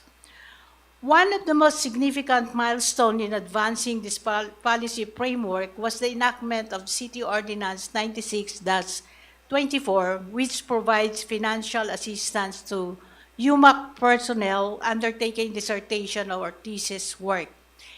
This initiative reflects the city government's early recognition of academic research as a vital foundation for informed decision-making and sustainable urban development. Makati's research policy is built on three pillars. First, the research programs under the city's comprehensive development plan, such as research and development on improving research efficiency and clean technologies, promoting research development and innovations, excellence in research program, and research support program, and creation of a research and monitoring unit. Second, the Research and Planning Unit encourages every city office to establish its own research and planning team, ensuring that decisions are evidence-based. Lastly, as mentioned a while ago, Ordinance number 96-224 provides financial support to UMak personnel for their dissertation and thesis. This section identifies priority sectors where research can inform policy and planning. When crafting Makati's research agenda, there are three considerations that guide our directions. First, the development agenda of the city, which reflects the city's strategic priorities and programs focused on inclusive, sustainable, and innovation-driven urban growth. Second, the policy direction of the city mayor. Of course, the city mayor is Mayor Nancy. Hindi yung mayor ng Taguig kasi Makati yung pinag-uusapan natin. So, this represents the leadership's guiding vision and governance framework which shape development priorities and decision-making across the city. And third, the adverse effects of urban growth na na-discuss kanina nung first, yung urbanization. These are the unintended social, environmental, and economic challenges that come with rapid urbanization. Recognizing this helps us create research that not only drives progress, but also mitigates its negative impacts. Makati's development agenda is anchored on primary development plans. The Comprehensive Land Use Plan, or CLUP, serves as the city's spatial plan. Actually, lahat po ng LGUs sa buong Pilipinas ay required na magkaroon ng mga planong to. itong mga didiscuss ko mga plano. So, yung isa, yung CLUP, then the second one is the Comprehensive Development Plan or CDP. It's a multi-sectoral plan that translates the city's vision into concrete goals, strategies, and policies. It also serves as the operational framework for implementing the city's priorities in the medium term. Mandated plans, which are legally required documents that address specific sectoral concerns. For example, plan on child protection, culture, disaster risk reduction, climate change adaptation, gender and development, local tourism, solid waste management, and local shelter. So marami pa po yung plan na required to be prepared by the local government unit. It's around 30 plus plans po yung mga kailangan nating i-prepare sa LGU. So ganun karami po yung mga plano na prepare. So next, we look at the policy direction of the mayor, which sets the overall vision and governance framework for the city. This direction guides all development initiatives and ensures that each program and project is aligned with Makati's strategic priorities. It is also structured through the city's key development sectors, ensuring that progress is both inclusive and well coordinated. In the area of social development, the city prioritizes research that advances inclusive and sustainable human development. Key research directions include the enhancement of social protection and welfare systems, particularly in addressing the needs of vulnerable and marginalized populations. Another focus is on strategies for inclusive health and education services, ensuring equitable access and quality outcomes across all sectors of society. Research is also directed toward strengthening community resilience and disaster response mechanisms, recognizing cities' commitment to adaptive and risk-informed governance. Moreover, studies on cultural preservation and promotion of creative industries are encouraged as these contribute to both cultural vitality and local economic growth. Finally, the city underscores the importance of social inclusion and citizen participation, promoting participatory governance and community empowerment as key drivers of sustainable development. In the economic development sector, the city focuses on promoting sustainable, inclusive, and innovation-driven growth. Efforts are directed toward the improvement of business environment and the promotion of investments, ensuring a competitive and transparent local economy. Another key area is entrepreneurship and innovation development, which supports startups, MSMEs, and emerging industries that contribute to productivity and creativity. The agenda also includes a strengthening of local industries and creative enterprises, recognizing their role in enhancing both economic resilience and cultural identity. In the infrastructure development, the city aims to build systems and facilities that are efficient, resilient, and responsive to urban needs.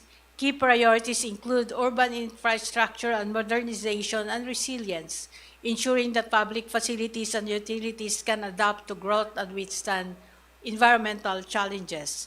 There is also an emphasis on the integration of technology in infrastructure planning and management, enhancing efficiency, safety, and service delivery through digital solutions. Another important direction is the development of sustainable transport and mobility systems, promoting accessibility while reducing congestion and environmental impact.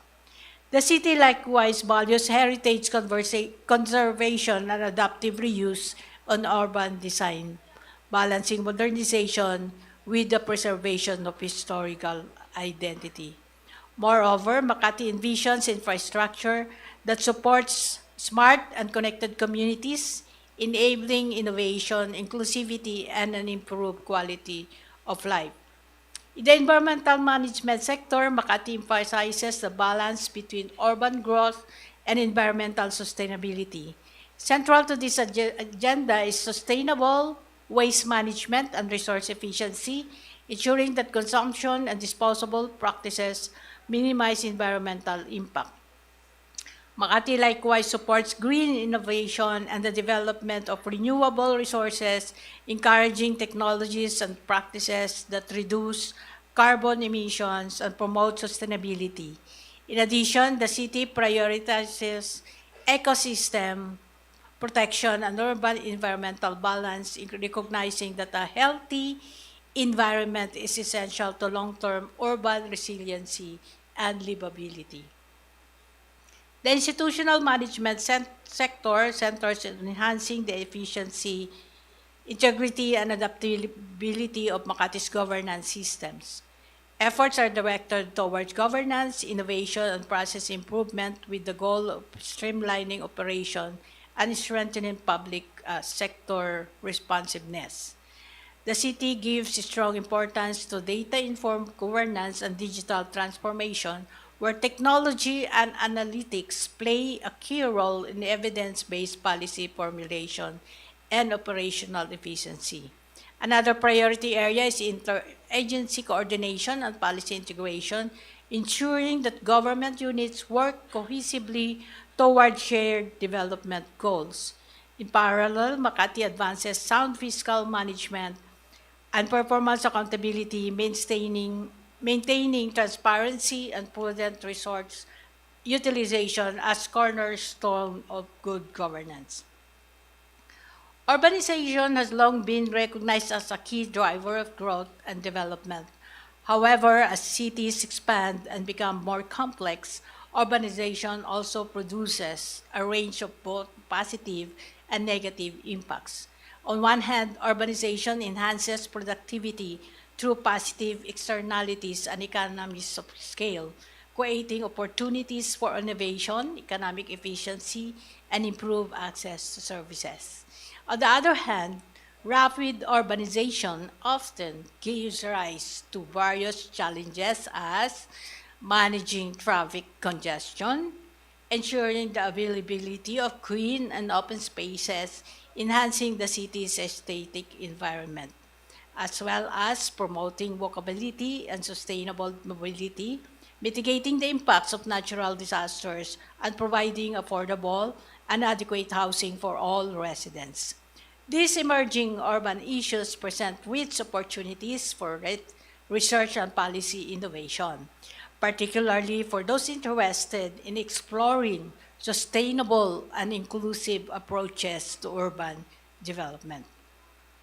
This segment introduces the Research Assistant Program of the city, which outlines the institutional support extended to individuals and organizations conducting studies relevant to the city's development agenda. The program serves as a mechanism to promote evidence-based policy making and strengthen the link between the academic research and local governance.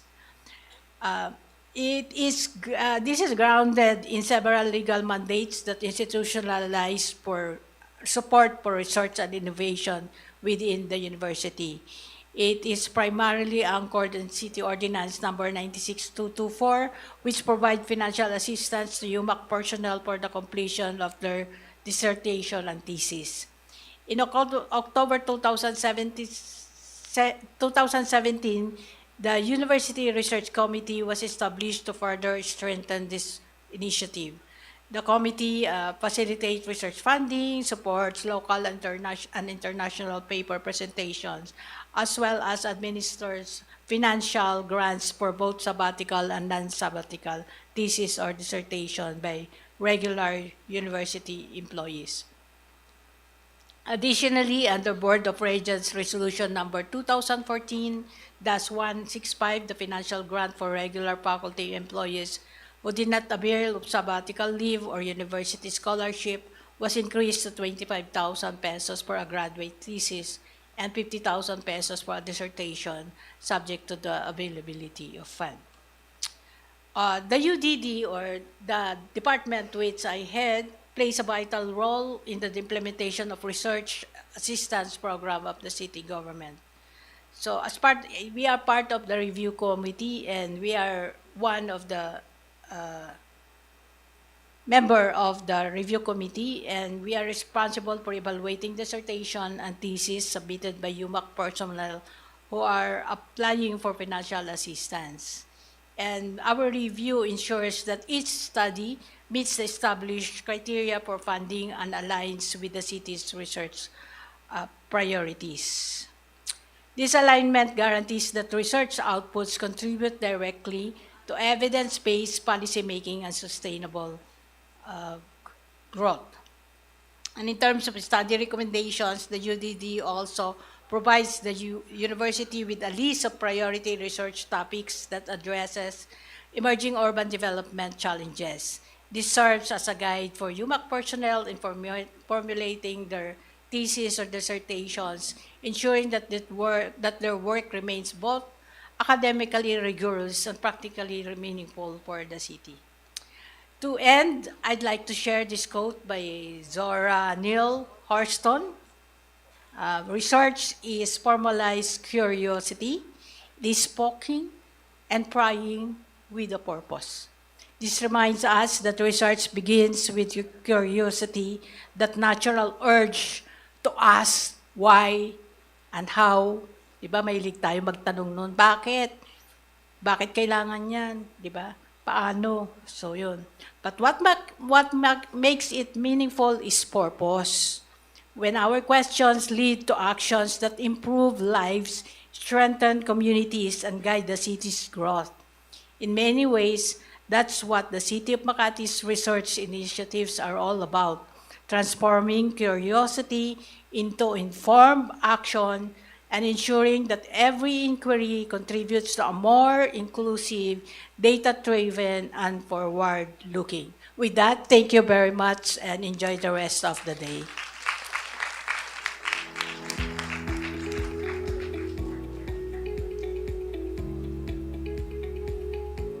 Thank you very much to Engineer Panganiban for sharing with us the research policies and directions of the City Government of Makati. So she will also be joining in the roundtable discussion after our third keynote. And proceeding with the third keynote, our next presenter is a global health scientist with a focus on health equity, known for his extensive publications, including 360 scientific articles, books, and reports. He teaches economics of global health policy at the London School of Hygiene and Tropical Medicine, international health at the University of the Philippines Open University, and is an adjunct professor at Mahidol University. He has held visiting professorships at several universities worldwide and has worked with organizations like the World Health Organization and World Bank. He is currently a health financing specialist for the Asian Development Bank, assisting the Philippine government on its universal health care implementation. He has received numerous awards for his global health contributions and is the founder of Global Health Focus, a program that has trained thousands of emerging leaders in global health. Let us please welcome Dr. Don Eliseo Lucero Prisno III.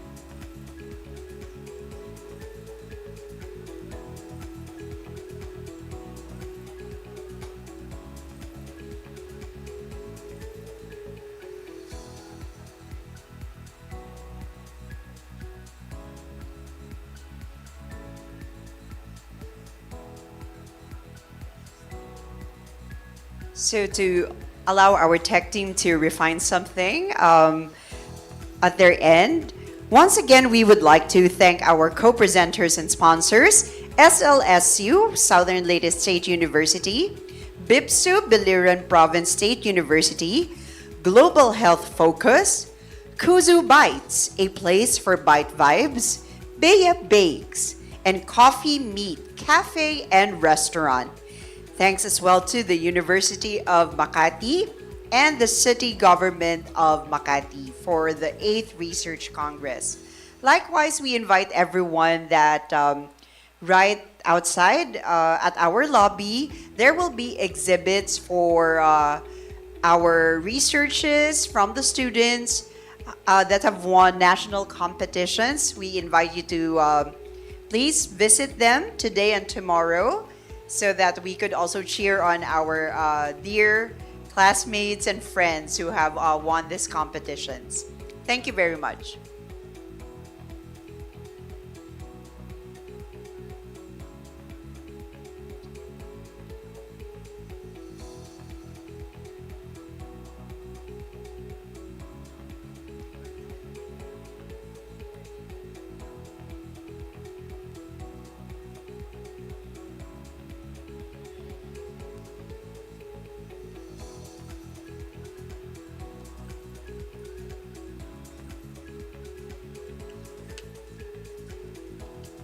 So part of the things that we also have to solve to be a sustainable city would be concerns on technology. You know, how no matter how much you prepare, there would really be moments that technology could fail us, or there might be some difficulties. So thank you for your patience as we navigate that.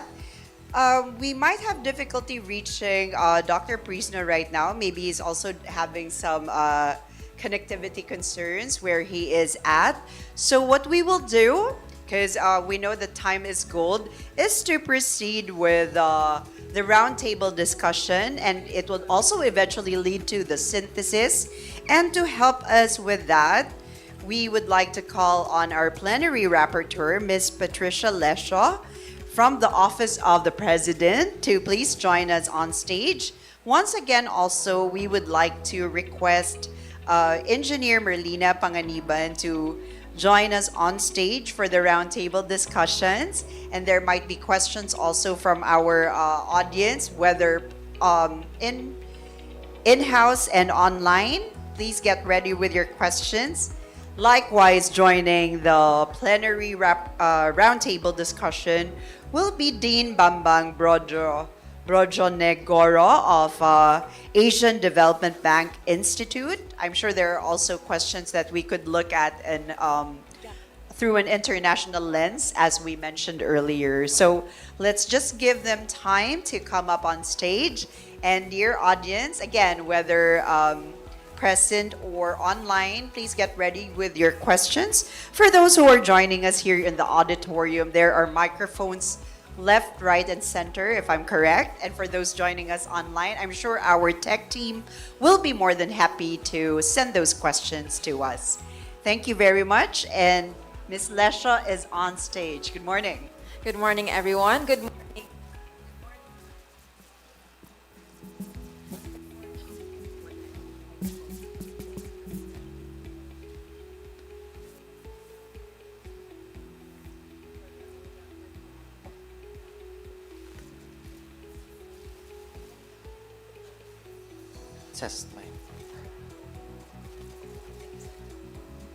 Good morning, everyone. Good morning to our Dean, Dean Bambang, and also to Engineer Merlina.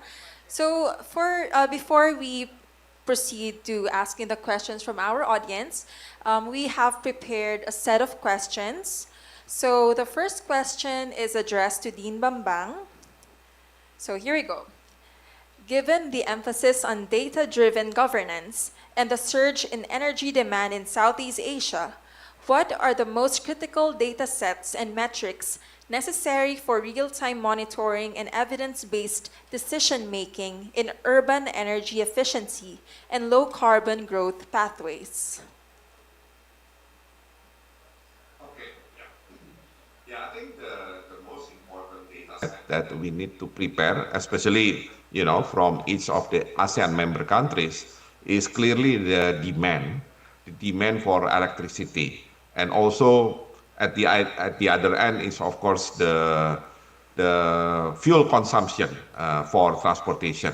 I think those two energy consumption are the biggest energy demand in the region.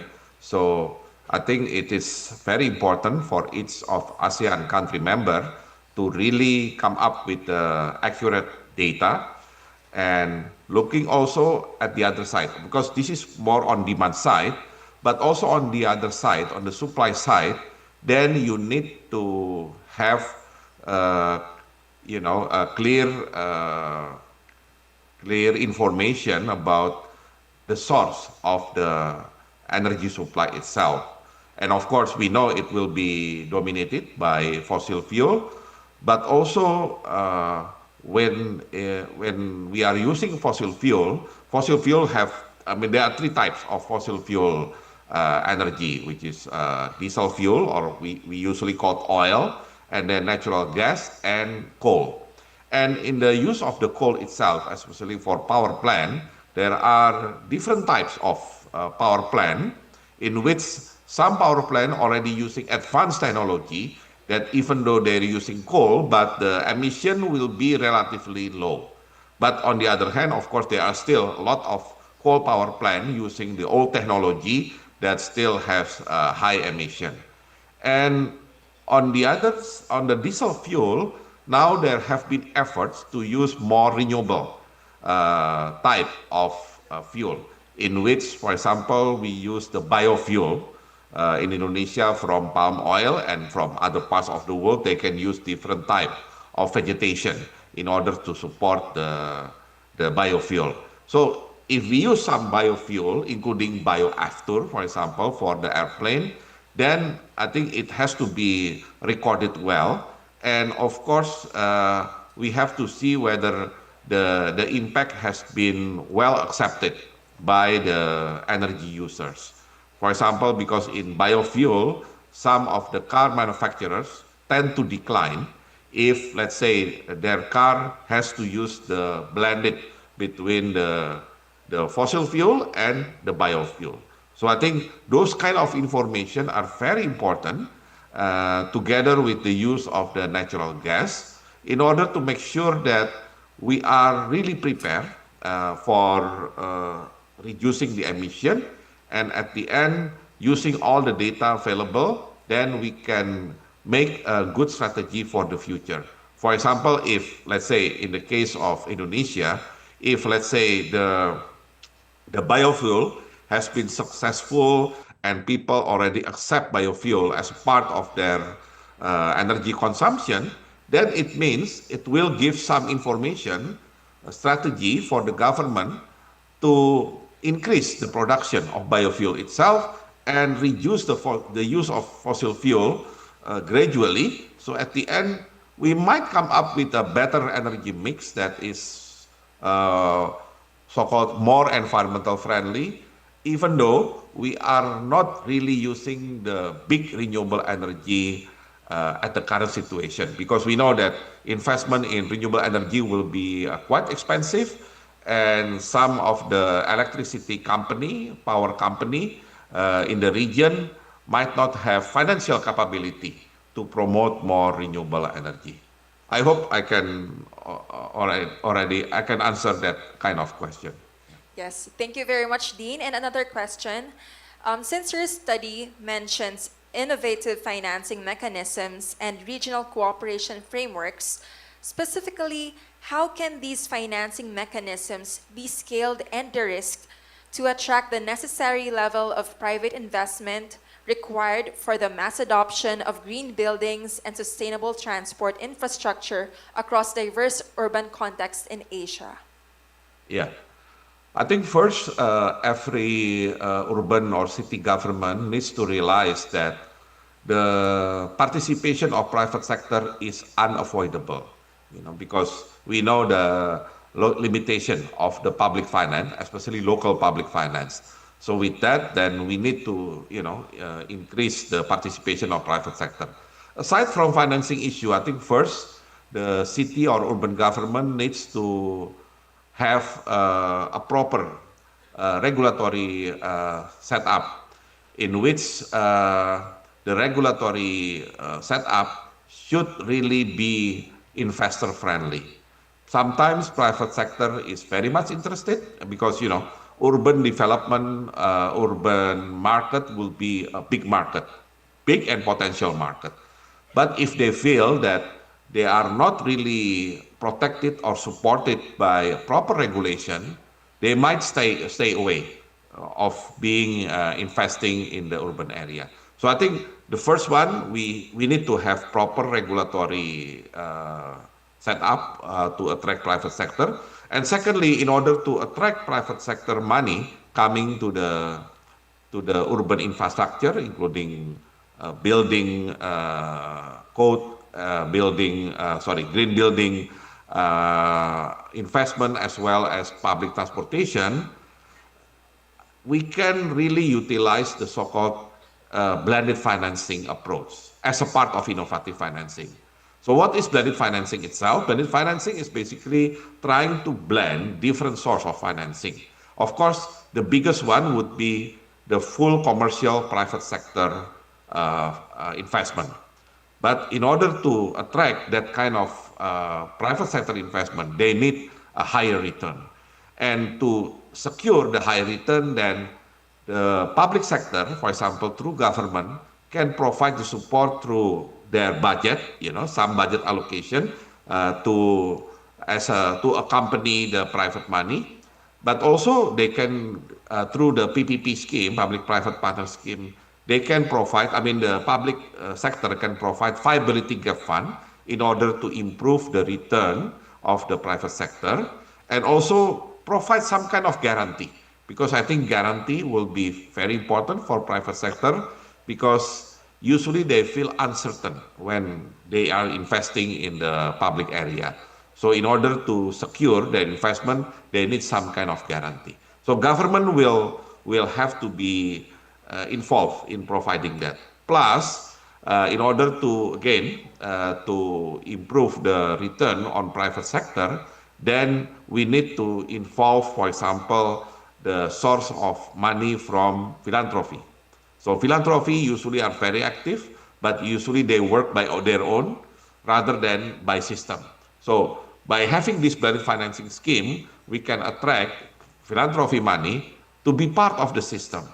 So if they are involved in supporting kind of basic infrastructure in urban area together with public money, then it will create a better environment for private sector to invest more using their commercial money.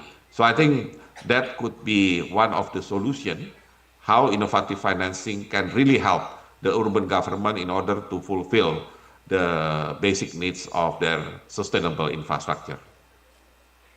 Thank you very much, Dean. And for the third question, this may be answered by both Dean Bambang and also Engineer Panganiban. So pertaining to your quotation about transitioning to efficient building standards and transforming cities into living laboratories guided by participatory planning and research, what are the key institutional policy and community engagement challenges that must be overcome to effectively integrate empirical research and cross-country knowledge partnerships into local urban planning and policy implementation? So it's more of community participation and involvement in research and planning.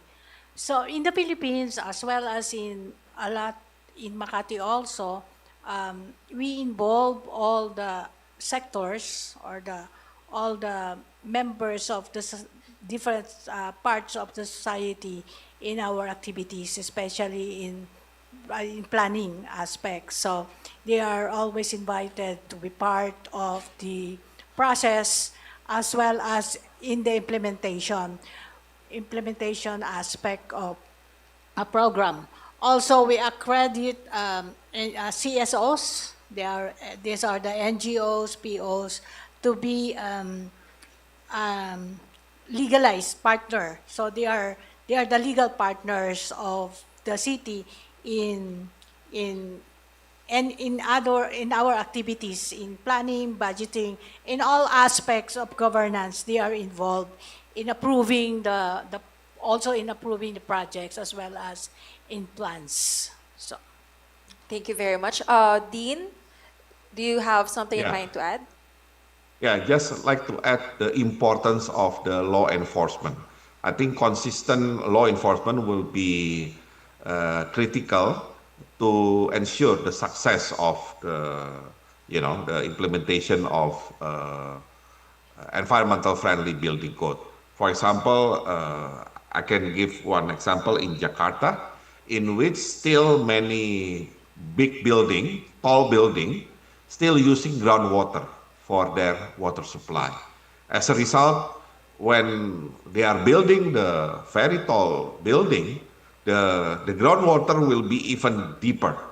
And of course, it will affect the environmental situation in Jakarta. As a result, we are experiencing the so-called land subsidence because of excessive groundwater, generation in Jakarta. So in that case, then law enforcement is very important. So once law enforcement is really there, then we can really impose, the regulation about the green building, because at the end, everybody, every investor in the building, every building owner will take a look whether the urban government, city government, municipality is very serious in imposing the regulation.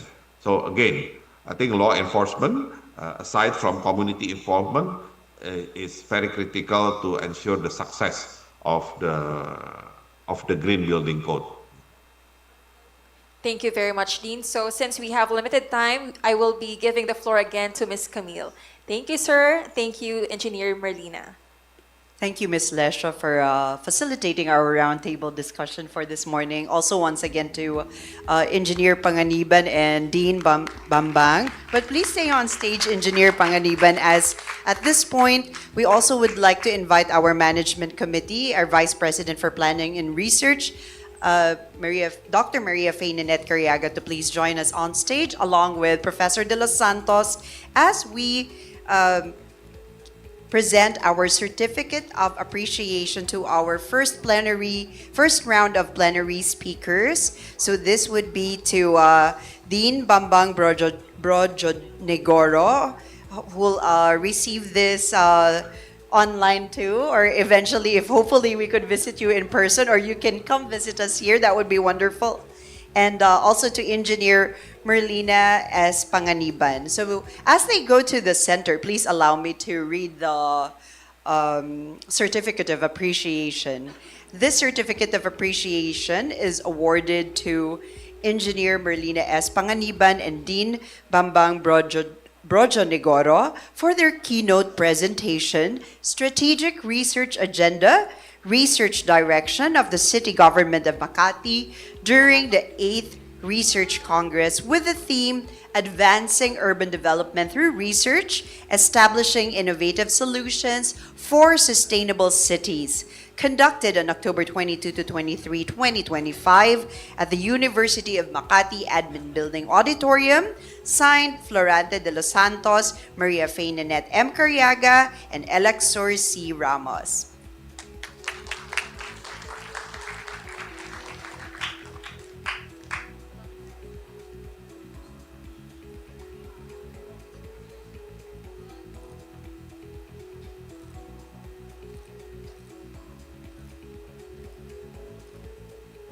Another round of applause again for our first round of plenary speakers. Thank you very much.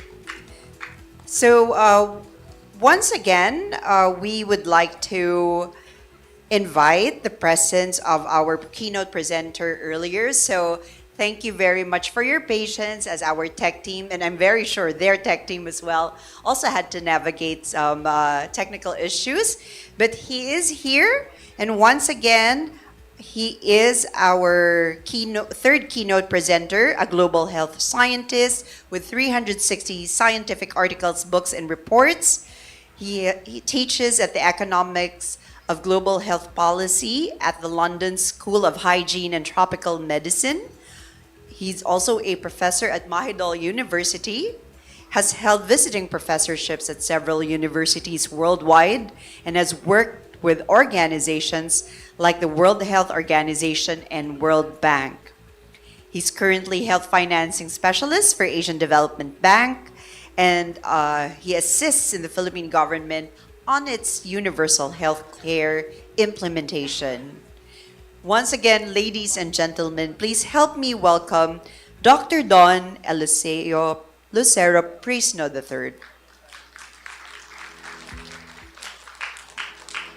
Thank you very much, Camille, for that for the introduction. I will be delivering a keynote on advancing urban development through research, which is my area of expertise, and I'll go directly to the presentation given the time constraints of the conference. Now, we have been doing a lot of research on sustainability and sustainable cities. And we have been seeing an increasing number of publications in this field. As you see, there is indeed an increasing number which has been observed during the past decade. And so there are a number of journals which carry the publications, and there are very good journals on sustainability, such as Sustainability Land, Cities and Society, and many other journals. So it is now a very important area. So many authors who are now doing this, and these are some of the very prominent authors in the field of sustainability, sustainable cities, and similar areas of work. And a big part of the publications would come from the Chinese Academy of Sciences, from Europe, from Australia, from the US. So it comes from many different countries all over the world. So thus the interest of sustainable cities, research, and development are really a big part of every university nowadays and other research institutions. And so if we look at the landscape of research on this field, we can see that a big part of it comes from the area of social sciences. And of course, it is multidisciplinary and transdisciplinary. So there is also involvement of the other areas like environmental science, engineering, and many other fields of research areas. Now, when it comes to countries, China and the US are the ones leading in this field. And it's mostly the developed countries, such as Italy and Australia. And of course, countries like India is also big in this. And so they have now embraced the research in these fields of sustainable cities, development, and related areas. However, we still have to see the emergence of this field in many countries where they are much needed, such as low and middle income countries. So this is the current landscape of research in this field. And if you look at the different keywords being used in this field of sustainability, we can see urban development coming out as emerging related field, resilience, artificial intelligence for the smart cities, and many other areas of work such as sustainable transitions, big data applications, and many more. So this is now really a big field in terms of research globally. And there are many indices which use data in research to look at sustainable cities and smart cities, such as the IMD Smart City Index, which come out with annual results of many different cities. And these are used by different organizations so that they can monitor all the different metrics of smart cities and sustainable cities all over the world. Then you have the Global Livable Index, which again uses research so that you can look at the different assessments of stability, healthcare, culture, and environment. So there's a strong interest on understanding urbanization of many of our cities and areas all over the world. And there is also the Moving to Global Livability Index, which is being used, again, looking at different indices, and especially infrastructure and education. You have the Happy City Index, which look at the mental health of the populations in many different. And this provides a barometer on how our cities are really emerging, developing, and also transitioning into really livable and mentally creating very good mental health for the populations living there.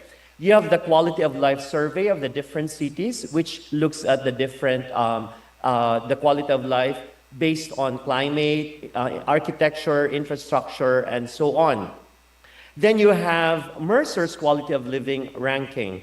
Again, using all these ranking bodies of cities, we can see, and if you put them together, that there is a very strong interest in looking at safety, education, recreation for mental health, cultural environment, even the way cities are designed would really relate to the reproductive capacity of the population. So highly stressful cities would actually have a declining number of children. And if the city is declining in terms of population, you can rearrange the city, you can do social engineering so that there will be increase in the number of births in a city. So that these are the research that's now happening with our cities all over the world, especially the intelligent cities. We have the Nomius Quality of Life Ranking, which does this thing. And of course, we have the Global Innovation Index, which is really related also to smart cities sustainability and being used by the government. It is being produced by WIPO of the United Nations, and where the governments cooperate. And we see the Philippines, for example, as the 50th in the ranking. And these are the relative ranking of many other countries of the ASEAN region. Now the GII, the Global Innovation Index, has come up with a new ranking of innovation clusters. So where is the innovation coming in? And that pertains to the economy, the state of global publications. So this is where I'm going to relate research, the intellectual property, the different projects, and then they will rank the city based on these different metrics. And so the details of the metrics are so minute that they really capture the essence of the innovativeness and how it pertains to the innovation of the city. And so you'll be surprised that even the ranking of cities would also depend on the publications of the universities where they are geotagged. So for example, University of Makati will be, the publications of University of Makati will be geotagged with Makati, and that is what will rank the city of Makati in terms of innovativeness and the innovation hub that it creates, and the businesses that are together with it. Because there is an ecosystem of research, innovations, research from the universities that creates the kind of economy a city has. And so based on these metrics, you can see that every publication of every university which is tagged within a city is published in a Scopus Index journal, and you will be surprised that the Scopus and Clarivate are being used for the Global Innovation Index of every country and the innovation hub of all the cities and clusters in the world. So meaning, the more intelligent universities are in one section will be very good in that city or urban area, and so as the innovation of that country, including the publications, utility models, and other products being developed. So again, every paper that a university produces would also translate into the ranking of universities, such as the QS ranking, such as the internationalization of the university and the Times Higher Education. So every single paper counts.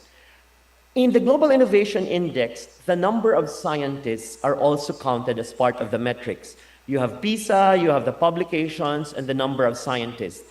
To become a scientist in the Philippines, for example, you have to become a member of the National Research Council of the Philippines. And to become a member of the NRCP, you have to have 2 publications so that you will be counted as a scientist, and that goes to the Global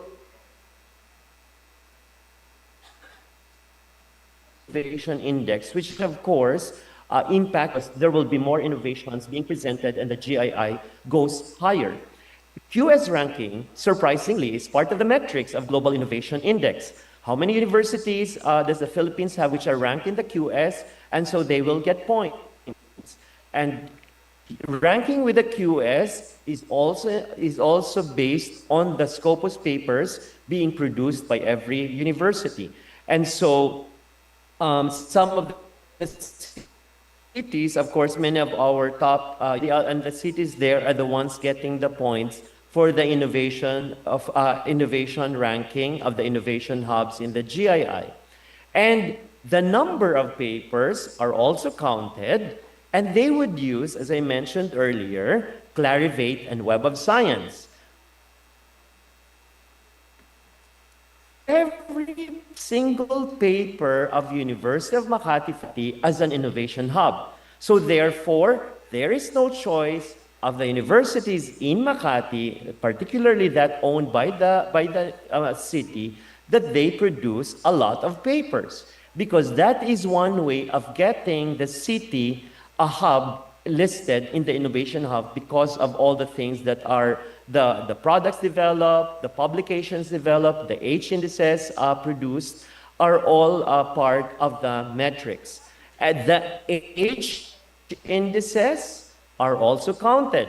So this is related to most of my workshops at the university and many other universities present in the audience, that SciMago, SJR SciMago are also part of Global Innovation Index, and the journals H indices are also counted in the Global Innovation Index, and they provide metrics to the cities where they are located.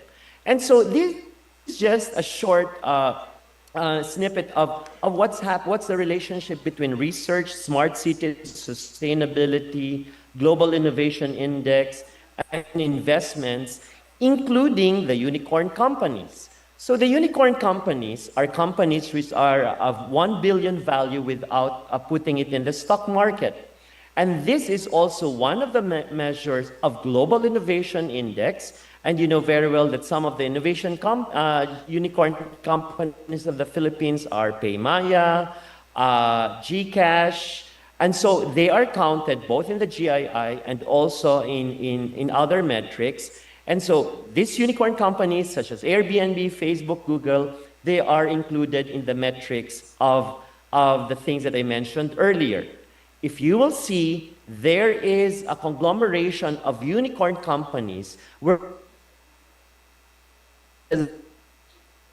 research hubs are very rich. For example, see the different cities putting all together the research, intelligence, students who are graduates and become technopreneurs and also workers of these IT companies, thus creating a smart city, a good economy, and of course showing that our universities producing this manpower, these human resources, are the ones really creating all the cities that are being developed and also the researches of the university. And I'm very happy, of course, in my last slide to show that congratulations to the University of Makati.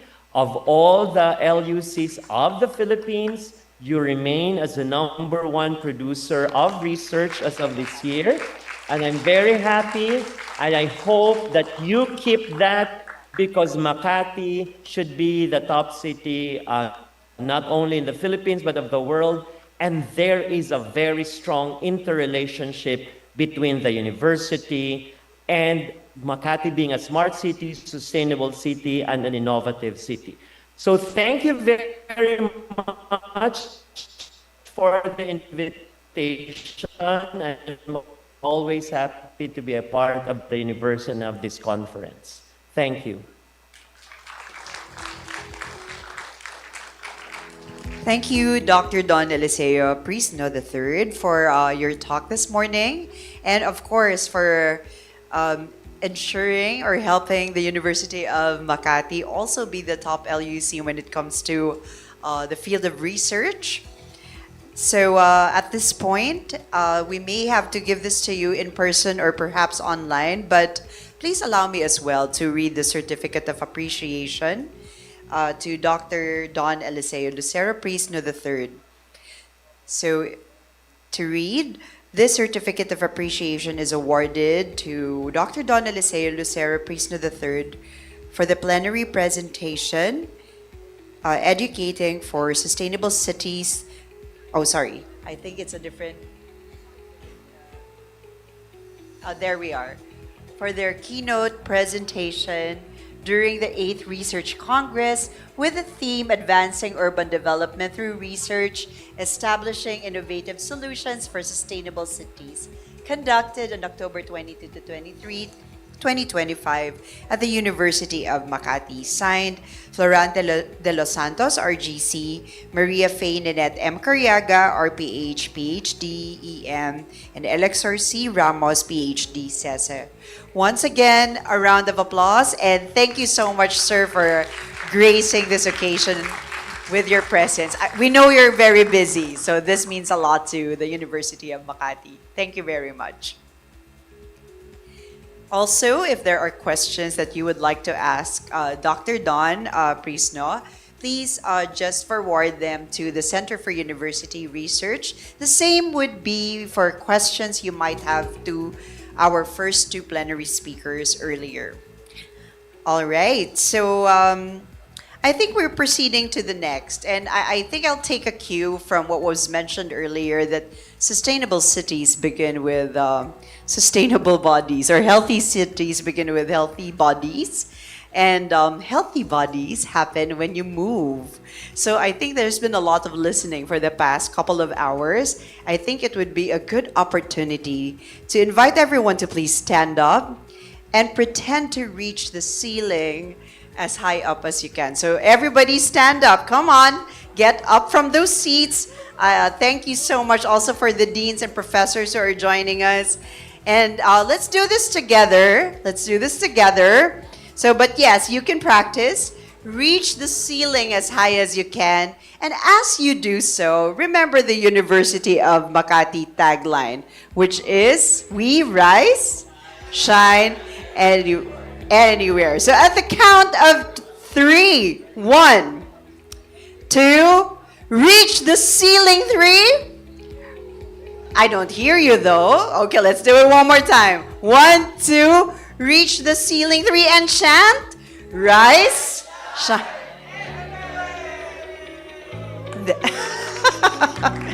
I think you can still do better. So one more time, and as best as you can, get that core going. You're chanting from your throat. Get your core involved, okay? So touch your tummy, because that's more or less where the core is, and ensure that as you chant, you can feel it, okay? So reach the ceiling. I want to hear those voices better. I want to get those core moving. So reach the ceiling. Come on. 1, 2, 3. Reach the ceiling and say. Right.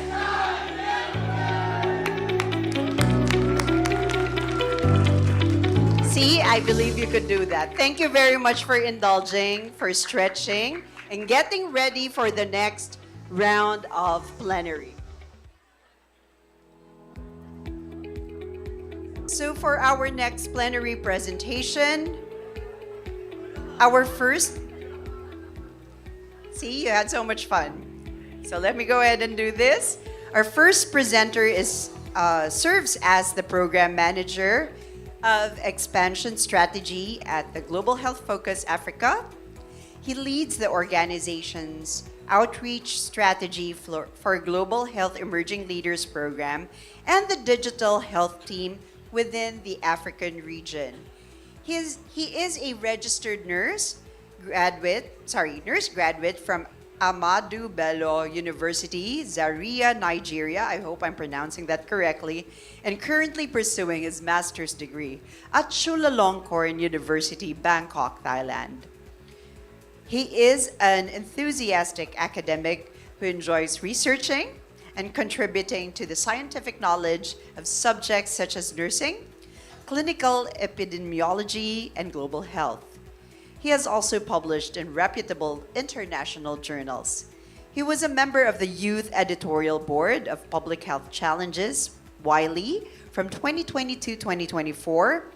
And at Global Health Focus, he also supports many young and emerging researchers on research and scientific publishing from different African countries and beyond, and has served as a reviewer for several international peer-reviewed journals. He enjoys traveling, meeting new friends, and playing golf. And I would have to say that Professor De Los Santos and I were honored to have met him in person. Please help us welcome Professor Shuabu Saidu Musa.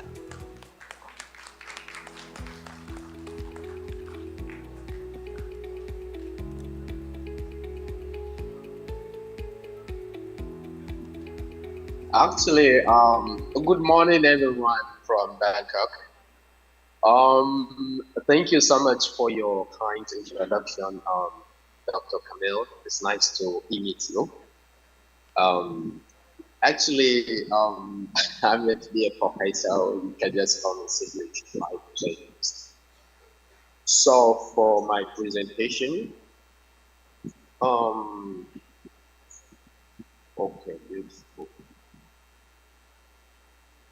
Okay, so I'm going to present on the innovative solutions in contemporary healthcare. So, as a way of introduction, the healthcare landscape faces numerous challenges, which comprise rising costs, unequal access, and chronic diseases. Therefore, innovation in healthcare can address these challenges more effectively.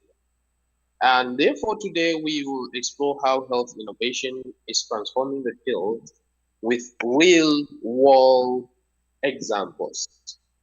By way of definition, we can look at healthcare innovation as the development of new ideas or practices or products for better outcomes. So these better outcomes can be either a better patient outcome, better health system efficiency, and in cost reduction.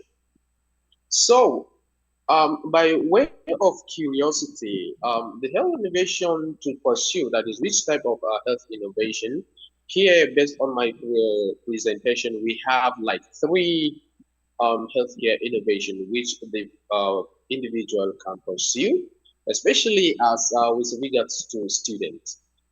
We have technological innovations where AI, robotics, telemedicine, and wearables are emerging to improve the healthcare services. Then we have organizational innovations whereby there's improvement and structure of healthcare and then towards enhancing collaboration between departments to improve care. So we have also process innovations, that is procedures of an organization. How can they improve to better their workflow? These process innovations are focused on improving care delivery models and patient flow efficiency. So with the real world example, for instance, like Cruz et al., we have telemedicine. Sorry, we have telemedicine, whereby especially during the COVID-19, this has brought so much innovation. Although COVID-19 has had its own negativities, but it has also some positive aspects of it, whereby telemedicine has become very prominent, and we are still using it, whereby it involves the community residents and patients and the medical staff interacting at the same time for medical health care. We can see from the image below here that a father whose daughter is sick is consulting with the medical doctor via the internet. That's telemedicine, showing them the symptoms, especially the fever. You can see the thermometer there. And then we have the AI in diagnostics, especially IBM Watson for cancer care. This AI technology has actually helped in precision medicine, whereby cancerous cells are being detected or diagnosed almost more efficient than the human diagnostics procedures and offer actual treatment modalities. Then we have wearables, especially the Apple wristwatch, whereby it detects so many rhythmic activities of the heart, especially the energy, the heart rate, and everything that is usable for basic connectivities, that means the Internet of Things. Then we have the organizational. One example of organizational this thing, innovation. For instance, there is Lead Innovation Challenge, especially at the WHO Internal Innovation Program. It provides that with opportunities, mentoring, and resources to share and develop their own homegrown ideas for health impact into practical innovations. And then the Eureka Innovation Space also, a physical innovation space, has been built at the WHO's quarter, along with a digital engagement platform for global reach. And then we have global capacity building also. And then we have the WHO Innovation Network. And the process innovation also, this actually focuses on the improvement of the, let me say, traditional healthcare process, for instance, in the healthcare industry, where more conversant with. So if there is an actual standard of care that's been in existence, then we begin to staff all the individuals that are working there will begin to have insight or ideas. They begin to develop out of curiosity. They look at challenges and opportunities there.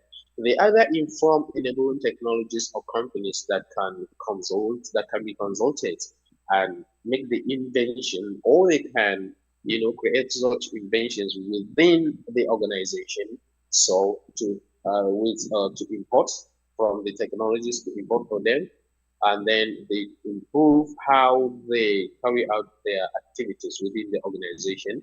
Then after that, they implement them to see that the products or services that have been invented are implemented within the organization for better healthcare outcomes.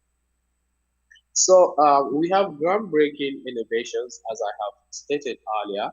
We have the AI treatment plans, especially AI personalized cancer treatment, the IBM Watson for oncology, that functions or based on precision medicine.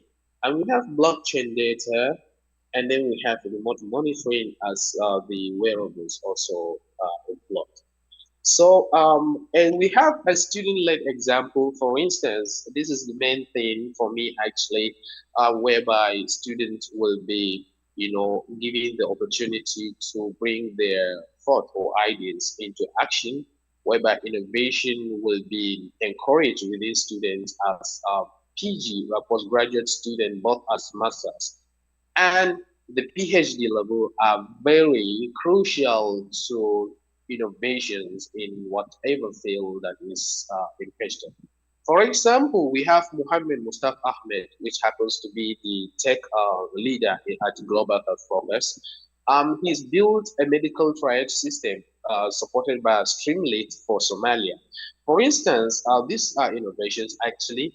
If you click on the link, it will take you actually to, uh, to decide whereby you, based on your symptoms, the application is going to streamline everything for you and then give suggestion. It will give you the diagnosis and give you the treatment suggestion.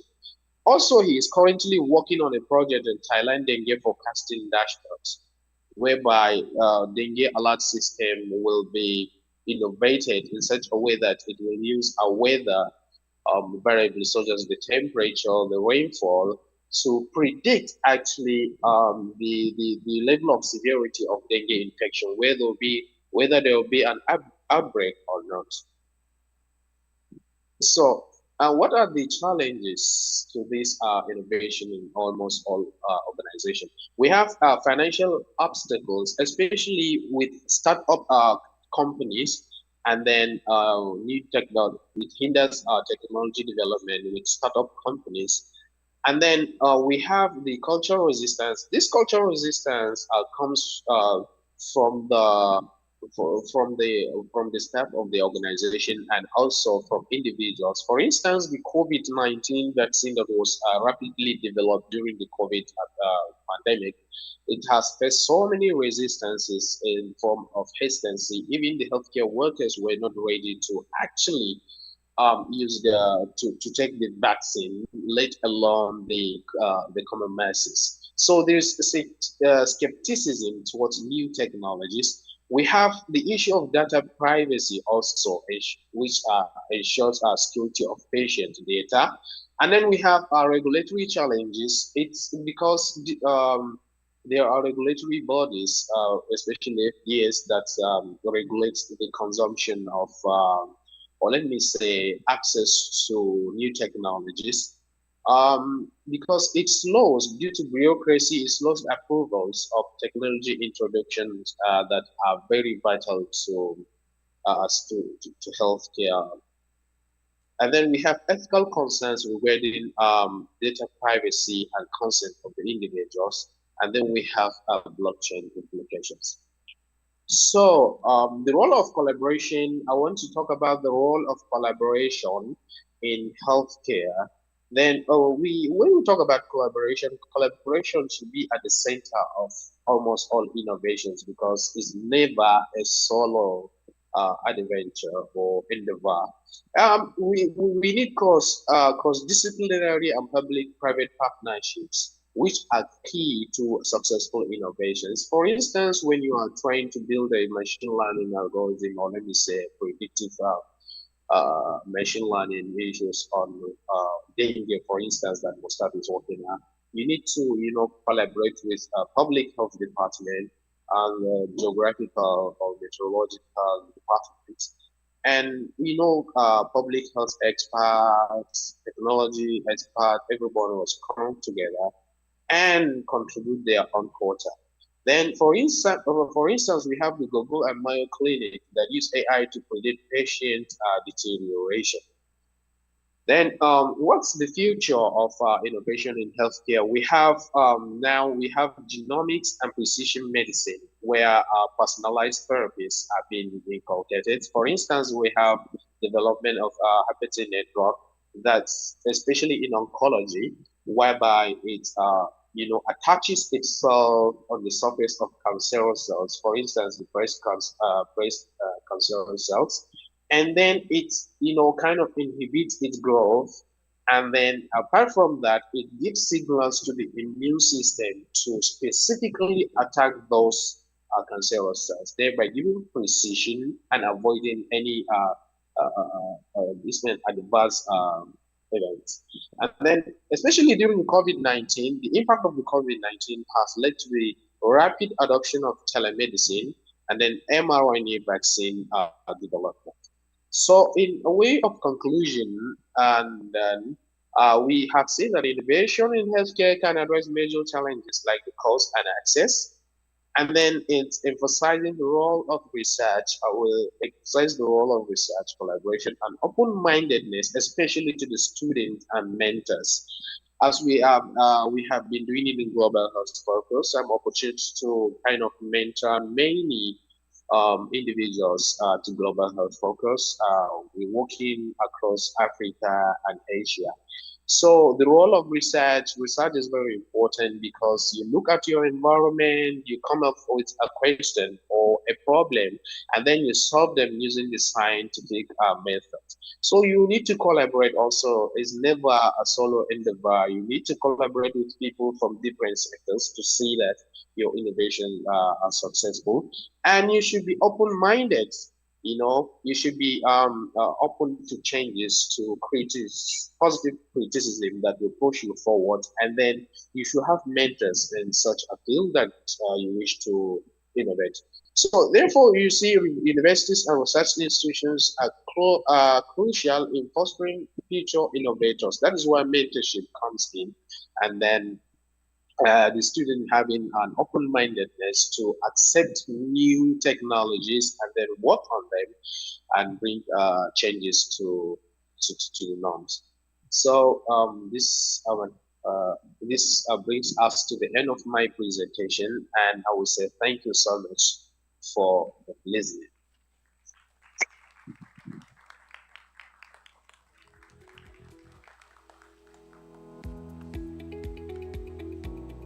Thank you, Professor Musa.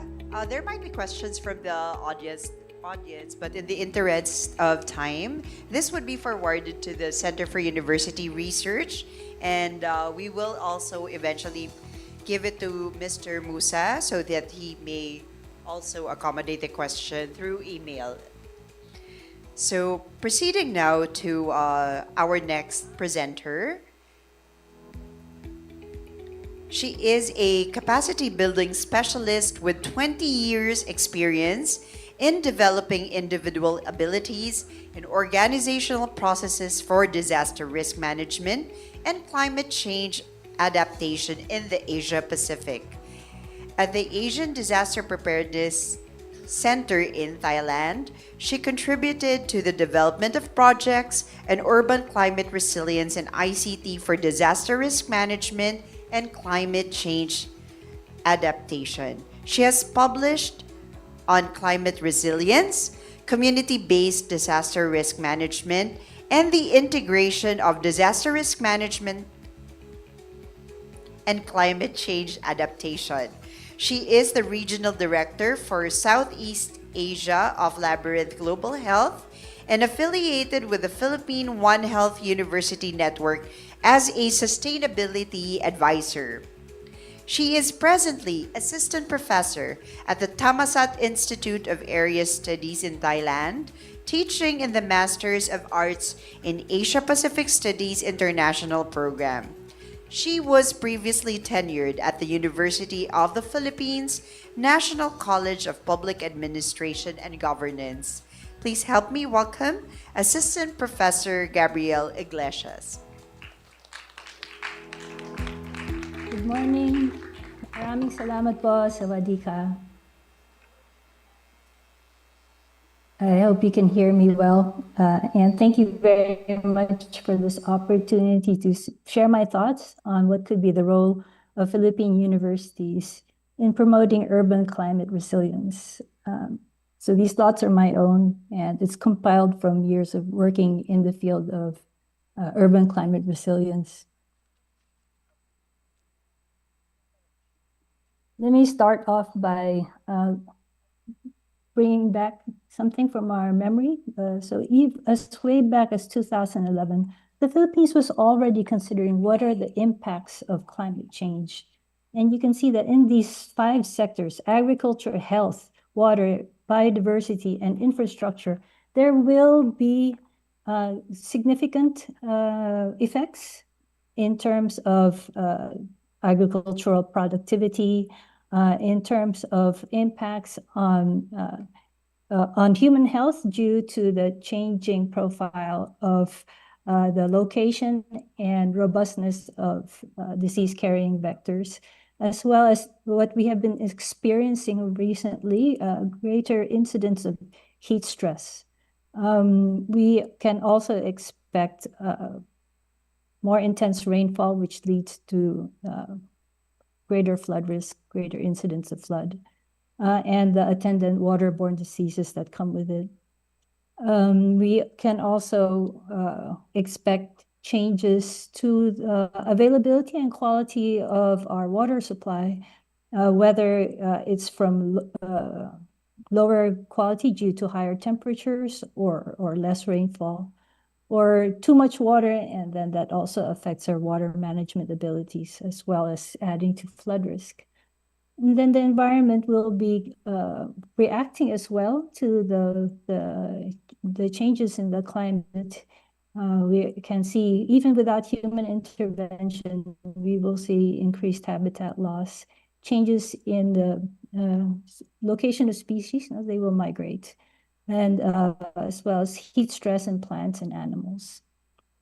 And then the effects of either too much rain or too little rain on the vegetation.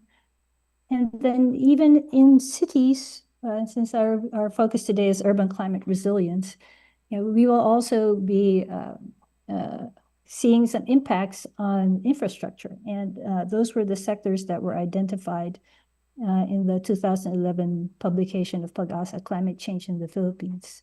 So I think that these impacts are good planning scenarios as well as potential sources for innovation ideas. Okay, and not the least, the sector has not really focused on the urban population. So these are the things that will affect the quality of life for the urban population, but what about the impacts on the urban population per se? So I thought I'd dwell a little bit on that today as well. Unfortunately, what we have now is a narrowing window. The window is closing for us to start promoting climate resilient development. So that means we have to have started years back already, and it's very heartening to hear how Makati is taking this to heart. And one of the big components here really is to promote research and development and innovation for resilient development. So I would like to advocate to the audience here that we start thinking about how to devote our research energy towards developing resilient products and resilient services. This diagram from the IPCC is showing possible development pathways we could take from today going to the future, which is unfortunately warming. So what we want to do is try to aim for that blue-green pathway, the teal-colored pathway at the very top.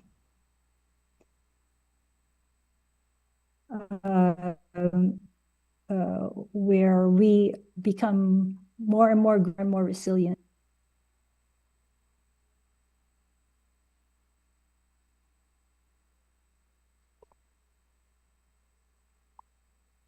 Last year, the global temperature degrees Celsius, and we were trying not to reach this point until before 2030, but unfortunately it's upon us now. And so I think that we have to really take note of this. It's a milestone. It's a negative milestone, unfortunately. And so we can expect increases in extreme weather events, such as less rainfall or more drought events. And when we have rain, it could be compressed. So we would have strong rain days, right? Much more heavy rain days. And then periods when the excessive heat will last several days. So if you have been in Metro Manila this year, there were times when the academic calendar were interrupted either because of rainfall or because it was very hot. And so the heat stress effect on people is already getting dangerous. We can also expect more disasters from weather-related hazards, such as typhoons. There's research now that has linked the increasing strength and frequency of tropical cyclones or typhoons to the global warming, right? It is an effect. We can also count more mass coral bleaching events, which is very dangerous because as an archipelago in a maritime country, we rely a lot on marine resources for our food security. And all of these will have cascading effects on ecosystems where we are found and on our activities. Furthermore, which is also a point, I think, where we will need to see more research and innovation, You have to be more aware that the oceans are storing most of the excess heat from the atmosphere. And as a result, we are seeing what we call thermal expansion. Bodies of water tend to increase their volume as their temperatures. So we have sea level rise. And this would in turn lead to coastal inundation, coastal flooding. And given that the Philippines has the longest coastline in the world, well, we have too much exposure, therefore, to the effects of sea level rise. So what must we do in the future? And all of these effects of global warming will exacerbate other urban phenomena, such as subsidence. So what the earlier speaker mentioned is happening in Jakarta is also happening in some areas in the Philippines due to groundwater extraction and the construction of concrete infrastructure and high-rise. No? We can also find urban heat island effect if we don't make serious attempts to increase the green space within a city or urban area. And of course, we can expect greater rural to urban migration as rural livelihoods will be affected by extreme weather events or even due to disaster events. Then but many more people will try to find their livelihoods in the urban areas, which will create an imbalance in the distribution of people, distribution of potential affected people in times of disaster events. And also it increases the pressure for urban areas to provide food, water, living space, and jobs for the in-migrants. No? So I feel that there is an urgent need to innovate, to develop new products and services that could help reduce greenhouse gas emissions and contribute to climate change mitigation. But also think of adaptation as an opportunity to develop a new product. So think of the future when we even reach 2 degrees above the industrial level of global annual temperatures. And then think what are the products and services that we would need in that future to help us live and live well. So this is my final slide. I tried to compress ideas here on what could be the focus for research and development that would promote urban climate resilience and prevent the negative impacts of global warming. So first, I would emphasize that we need to develop a resilience curriculum and resilience research priority. What we need in adaptation and what we need in innovation is a graduate, right, a student graduate who is innovative, who can, our role in higher education would be not so much to provide content or what we think the students should know, but more guide them on how to learn on their own, be independent and self-driven learners who do research, who want evidence and use this to guide what they will be doing in the future. So less content, but more of learning how to learn.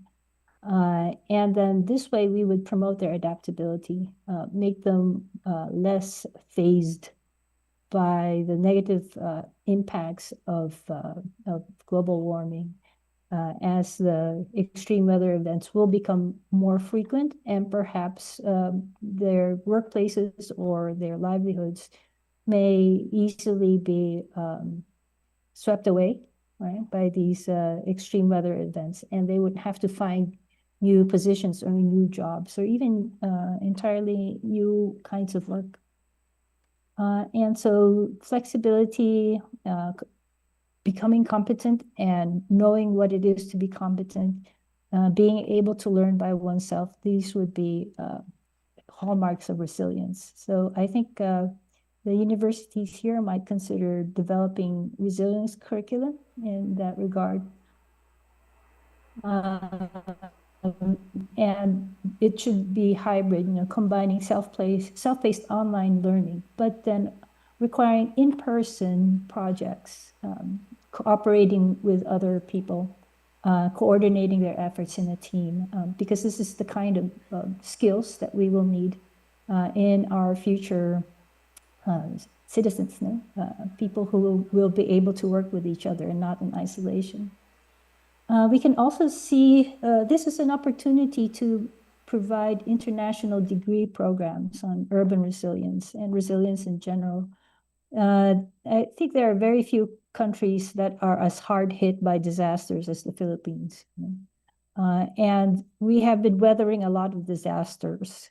And already there are many Filipinos working in humanitarian agencies around the world. So we actually have been raising competencies and providing this as a highly skilled type of worker. And so this is also an opportunity to provide degrees to students from all around the world and help them learn about resilience from our perspective. Now, the second are health monitoring and early warning systems. So this will not be John. I see this as requiring more integration of plant, animal, and human health, so the One Health approach, because we are basically in the same environment. And if plants are getting sick, then the animals and the people that rely on plants for nutrition will also get sick. And if we are able to develop systems, sometimes the plants and the animals can give us a hint that something is wrong first. And that should trigger the attendant efforts to find out what is wrong in the environment. And this might even be a climate signal, right? By itself, that the global warming is already affecting our environment so greatly. I think that health monitoring should integrate other climate signals. So working closely with PAGASA and the Climate Outlook Forum, similar to the Malaria Outlook Forum that was experimented on in Africa, where we look for signals that the ENSO, El Nino Southern Oscillation phenomenon is coming back, for example. But also to get other signals such as predicted, or rather forecasted risk of drought, forecasted risk of an extended monsoon, or monsoons that arrive too early or leave too late. And so we can work together to figure out what of these climate signals would later on translate into information that would be useful for health providers, for insurance providers, but also for people in the food industry and in animal health, for people with plants, for people with gardens, for people with pets. These are actually useful information that we could take and plan for to care for the things around us, for the things that we grow, and for our animal babies. So there are several how do you call this, apps that are promoting gardening. I think it's just a small trick to include information on the potential hazards that could affect these. So not just focus on people, which is where traditionally we have been thinking about in terms of health monitoring and health early warning, but everything that affects us. And for urban governments, you can also integrate monitoring of sewage for similar to what we did during the pandemic. This would still be part of the early warning system to identify what types of these pathogens are present in sewage, so that we would know if there is an uptick in disease, but also over time to look at the data and see whether there are longer term trends and health issues that need to be accounted for by public health systems.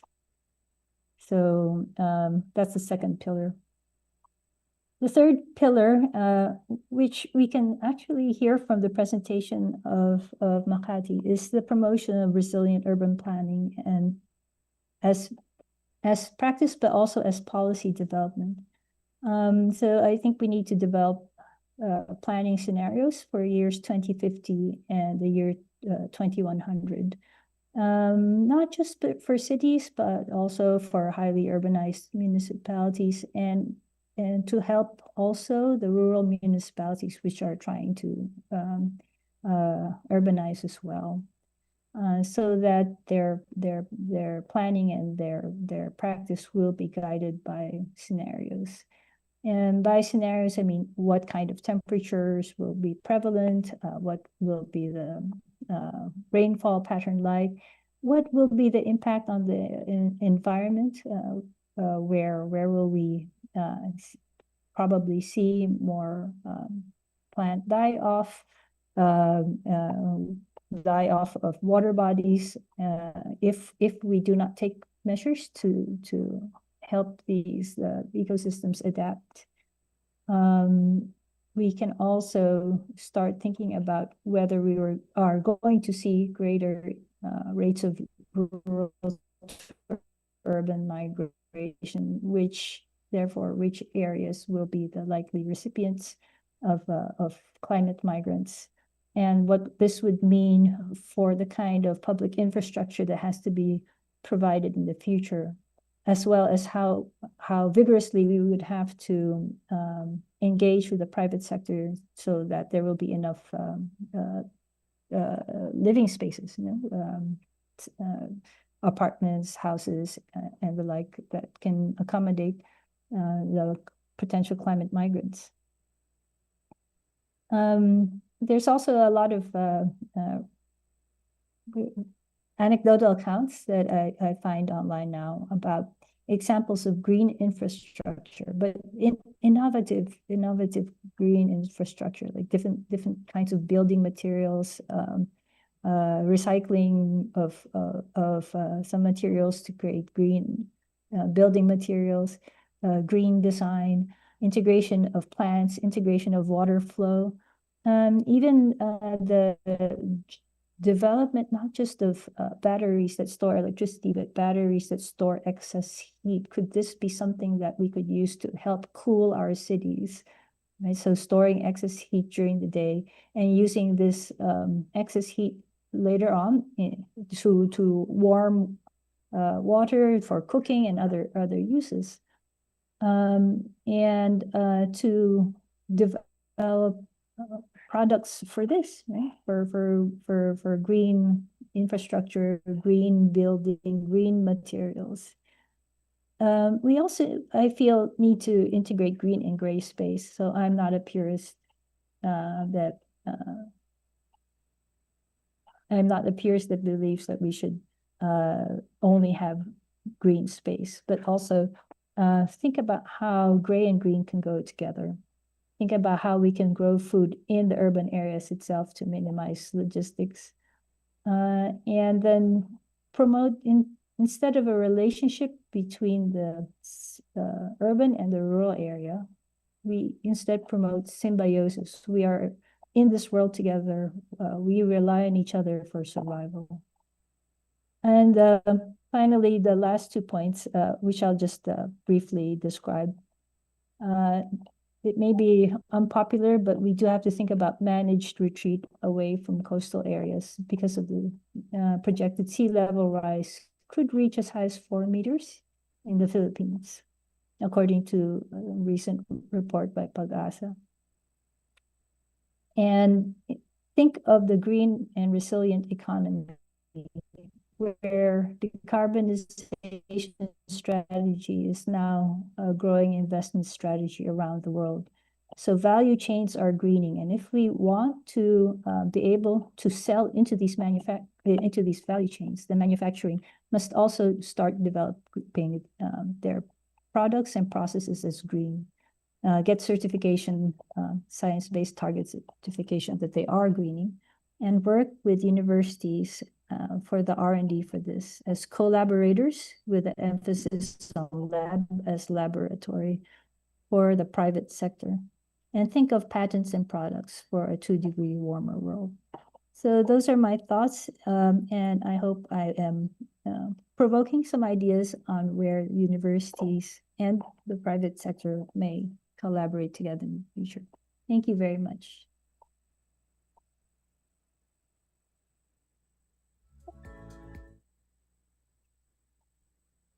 So she may have said earlier that we may be a little late in the game when it comes to disaster resilience, but we're very optimistic that efforts like this, her researches, and hopefully yours too, would have an impact on how this would help our, not just our city, but also our country as a whole.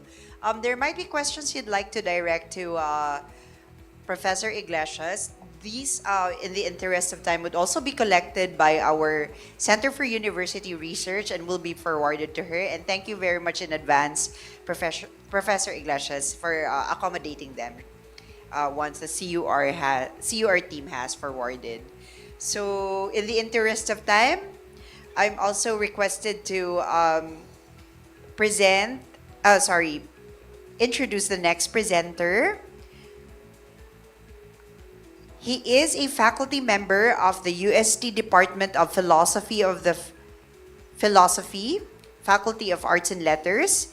Besides teaching, he is the director of the Research Center of Culture, Arts, and Humanities, one of the managing editors of Critique, an online journal of philosophy, and the associate editor of Unitas, an online journal of advanced research in literature, culture, and society. His current research engagements are 1. Providing a critique of Filipino culture from the vantage of everyday life. 2. Elucidating Nietzsche's philosophy with particular emphasis on archipelagic thinking vis-a-vis Philippine society. And 3, an inquiry into the atmospheres of spatial intersections in architectural and lived designs.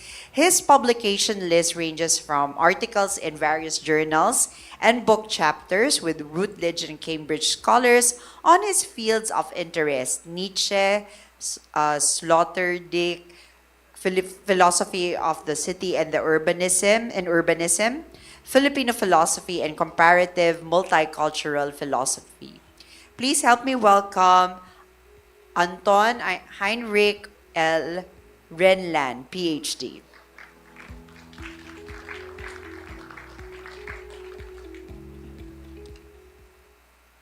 Okay. You could right. Already. Good morning, and thanks for the invitation. I mean, for the few minutes that I have to share with you, I mean, I was invited to speak about innovative solutions for sustainable cities from the vantage of the humanities, and from my own experience as the director of the research center for the humanities in our university, I think I could share some ideas. But upon invitation, I was thinking of mentioning something about philosophy, because I am a philosophy major and I teach philosophy to my students. And one of the things that we usually associate with philosophy is the fact that it seems very abstract. It's something that we couldn't really talk about in relation to everyday life. And so what I wanted or what I want to discuss is really this connection between theory, between philosophy, and in fact, everyday life. So the two philosophers that I work on for this paper are firstly Peter Sloterdijk, so Sloterdijk po yun, and secondly, Henri Lefebvre, my French philosophers, respectively. Peter Sloterdijk is in fact known for his spheres theory. Take here. So this is the first photo, or the photo on top. This is Sloterdijk, and the photo underneath that is Henri Lefebvre. Peter Sloterdijk is known for his spheres theory, and this whole idea of what he presents to us is how there is this gradation from micro to macro spheres. Microspheres here refers to the relationship that we have with our own family, initially in the mother's womb. So there is this sphere that protects us. So there's this relationship between the individual, the child, and his or her mother. And this eventually moves on to macro spheres, the sphere of the state, the sphere of social interaction. And what is fundamental in this development is, in fact, our immunological boundaries. The fact that we are secured from what we consider outside, that we are shielded from what is considered the other. This security was initially provided, according to Sloterdijk, by our parents, specifically by our mothers, as we were in the wombs of our own mothers. And as we grew up, this boundary, this sphere which protects us, widened, which today is replaced by society. As we were younger, whenever we had difficulties, we would run to our parents for protection. So, for example, we had enemies, we would run to them and ask for help. Or even when we got sick, we would go to them. But as we grew older, this was eventually replaced by the police and by the hospital. So whenever we, as adults, and we need protection or we experience difficulties, we would go to police officers. And when we get sick, we don't just run to our parents now, but we go to doctors in hospitals. So that's what I get from Sloterdijk in the few minutes I will discuss. And secondly, I turn to Lefebvre later on in terms of spatial justice, particularly the idea of justice in society, or particularly in relation to space.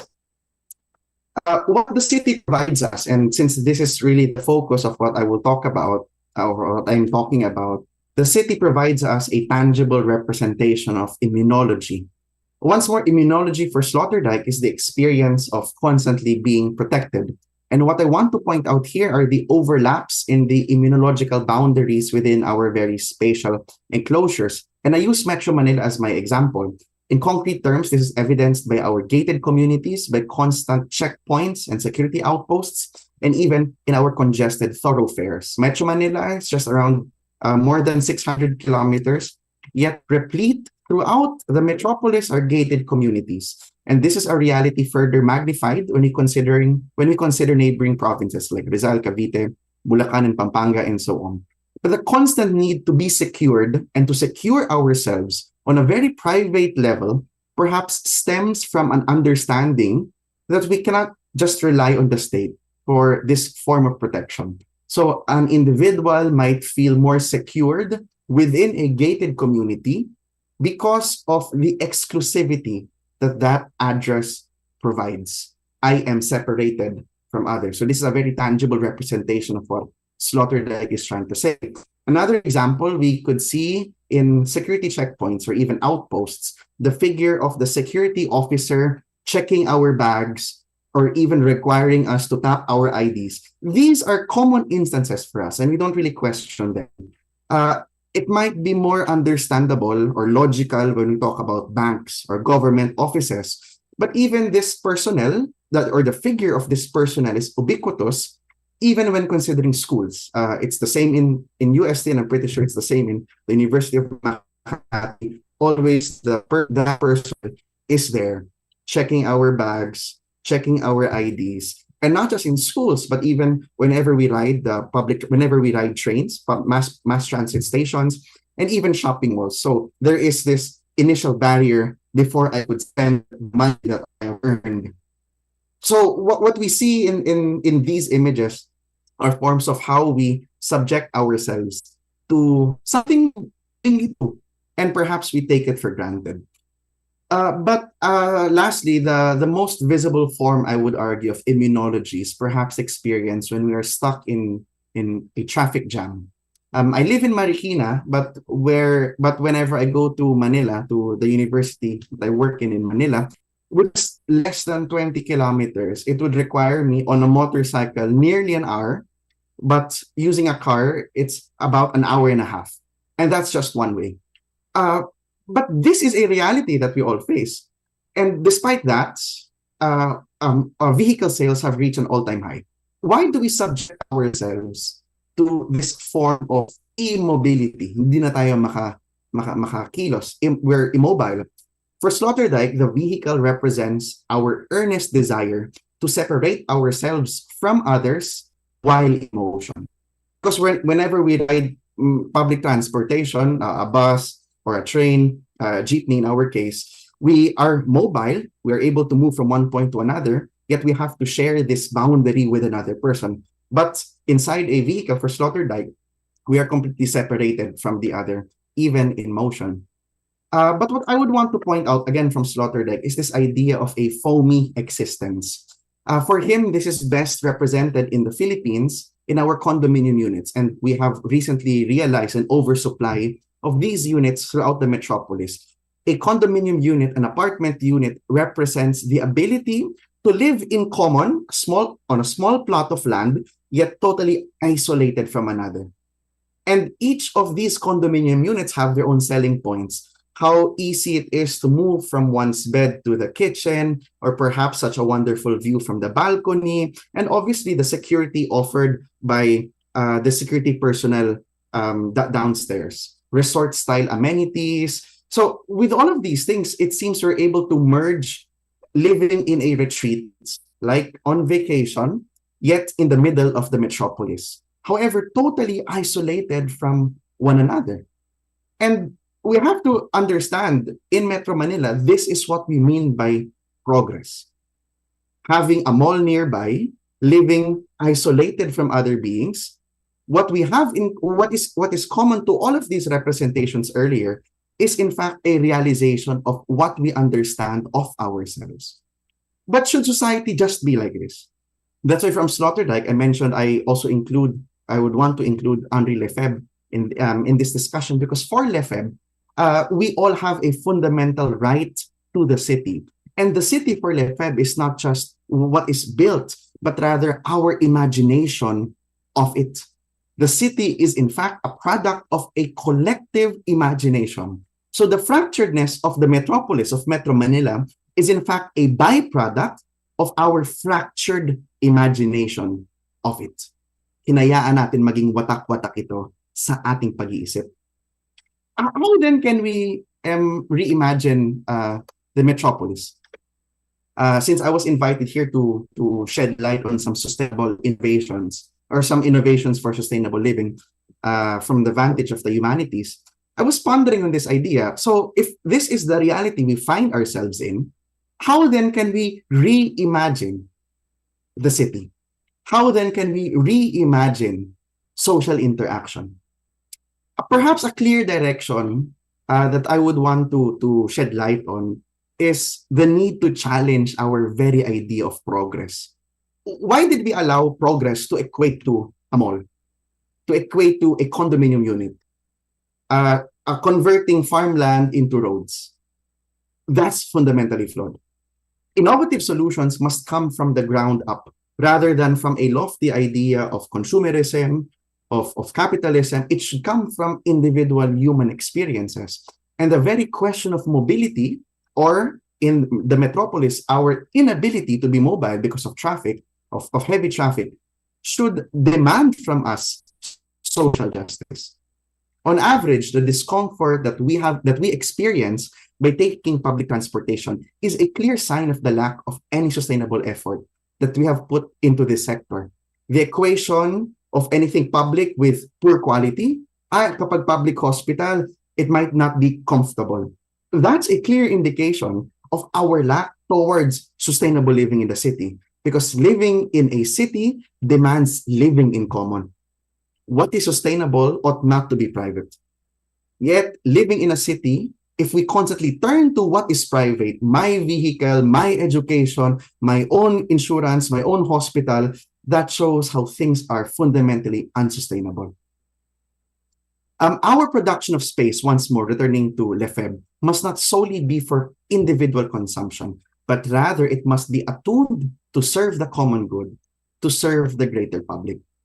And so I would want to go to my last point. When we turn to the humanities, or when we consider the humanities for sustainable, in search for innovative solutions, the greatest point that we should drive home here is the importance of the narratives that we have.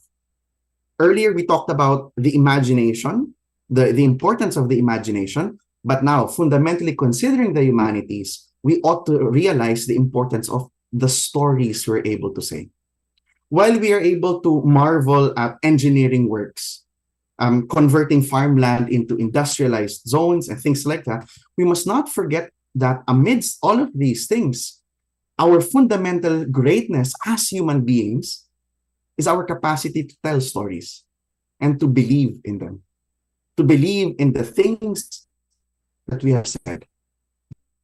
The figment of imagination. We must realize fundamentally tied to culture are these stories, the history of our nation, of our very people, of who we are and what we are capable of doing. In order for our cities to be truly sustainable, the challenge for us is to balance the role of culture with our scientific ingenuity. We must be able to see that a true collective idea of what the city is and how it ought to function could only be realized as we journey with each other and never in isolation. Although modernity would want us to believe that, yes, it's possible to live in isolation in our own individual units, away from other people, within our foamy residences, as Sloterdijk would say, our right to the city is fundamentally based on our capacity to remember. And as a nation, this is something we are very poor at. Our role of remembering who we are, why we are here, how we have got here. Never as individuals isolated from another, but always as an individual in communion with each other. A person who lives for another, a person who remembers, a person who is able to tell stories. That's why although we celebrate here our capacity to do research, to search for something new, we must never do this at the price of forgetting the literature of the past. We work on these giants, and we are thankful for who we are today because of them. As a nation, if we're looking for sustainable innovations, we must turn to our collective imagination. Because by realizing that, by remembering that, by studying that, we're able to see better who we are as a nation, as a society, and which hopefully would be able for us to cherish who we are individually. Okay, and I end my presentation there. Thank you for your attention.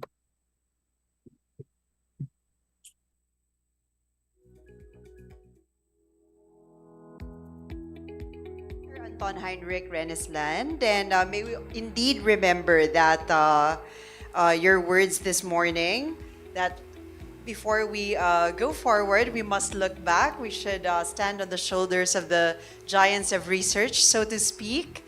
And if there are questions from the audience that we'd like to direct to him, similar to what we've been mentioning earlier, please forward them to the Center for University Research.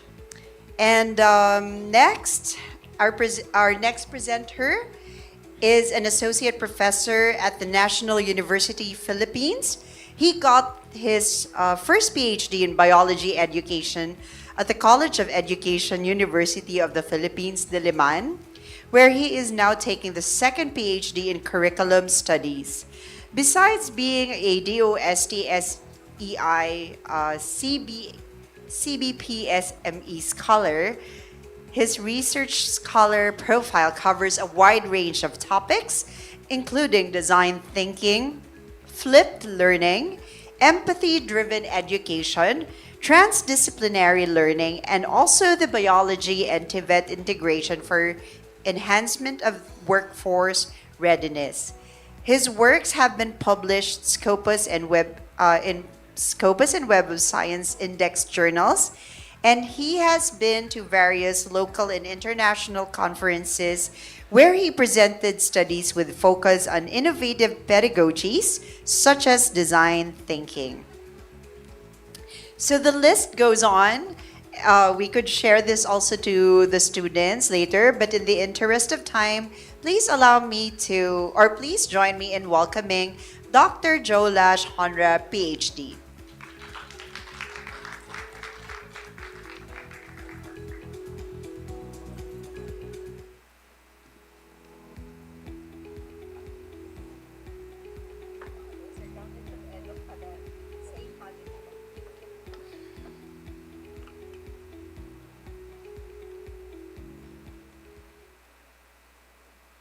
All right. Okay, so I know it's already 12, so please bear with me. I'll try my best to finish this presentation as much or as fast as I can. Okay, and again, thank you, Sir De Los Santos, for the invitation. And I am very glad to be back at my alma mater. So in 2011, I graduated in the same institution, and I'm glad to see familiar faces in this particular mini auditorium. Okay, so for this, it's actually afternoon already. I was tasked to share something about innovative solutions in education. And my presentation, I'm going to focus my presentation on my dissertation, which focuses on design thinking as a main construct in improving the quality of education. Okay, so for educating for sustainable cities through design thinking, actually it centers on a very simple and transformative idea, wherein if we want sustainable cities, we must try to develop sustainable thinkers first. And these are you. These sustainable thinkers are our students. Next slide, please. Okay. So I am going to have a framing question that if we want sustainable cities, we or should we not first design sustainable learners as first. So going back, prior to doing initiatives on targeting sustainable cities, of course, we must bear in mind that we need starters. We need learners to be equipped with skills for them to be able to attain sustainable cities through sustainable education. Okay, so these are the main talking points that I am going to present this afternoon. Okay, so first, next please. Okay, so in every sustainability efforts, there's a human dimension. Okay, so we always think that sustainability or sustainable cities are always roads and buildings, but they are not. Okay, they are made of people, of citizens who think, feel, and act with sustainability in mind. So if we wish to have greener, more livable, and more equitable cities, we need or we must educate individuals who understand systems of value, empathy, and act with purpose. So there are specific catalysts or skills in education that we must need to focus for us to be able to attain sustainability. in education. Next slide, please. So in this, I have enumerated 4. So I am going to start with the first one, systems thinking. In systems thinking, we understand how different parts of the city connect and influence one another. For example, in Metro Manila, we can incorporate or we can apply systems thinking through flood management. We all know that flood management doesn't only cover one thing. So we can also link drainage system, waste disposal, and urban planning efforts. For the second one is empathy and civic responsibility. So one unique characteristic of design thinking as a problem-solving approach is that it has empathy at its core. For us to be able to address specific problems, complex problems, we must need to understand its roots. Okay, so, and then creative problem solving. So we must need or we must go away with the usual problem solving that we do inside the classroom. For us to be able to become catalyst of sustainable education, we must try to solve creative problems. When we talk about creative problems, or we must do creative problem solving, we must focus on addressing problems that are actually existing in the community. And then we must also include collaboration and social or for social innovation. So for example, the Palafox Associates, wherein they design architectures with the collaboration with its LGUs and communities or people of the community to work together for people-centered city planning. Okay, so now let's go to the next slide, focusing on design thinking. So why am I putting emphasis on design thinking? The problem that we are facing right now are actually problems that a lot of people are also experiencing across the globe. So for us to have a targeted solution for these problems, we must also immerse ourselves with those people who are actually experiencing these problems as well. So, next slide. Next po. Okay.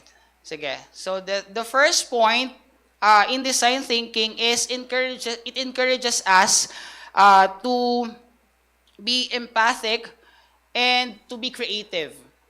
Okay. The second one is it bridges theory into practice. This is the very common, or this is what conventional education does. So we are bombarded with theories in the classroom, but that's in that conventional education. But in nowadays, we must link theoretical information to practical application. So kailangan we immerse ourselves to doing the applications of what we have learned inside the classroom sa ating communities. And then the third one is to develop solution-oriented mindsets. So it trains our students to view challenges as opportunities, like rethinking waste management in their school through practical prototypes.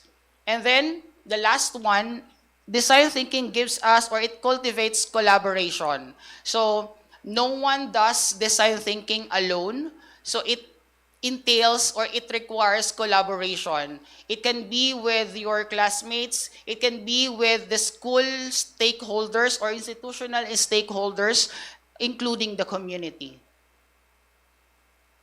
Next po.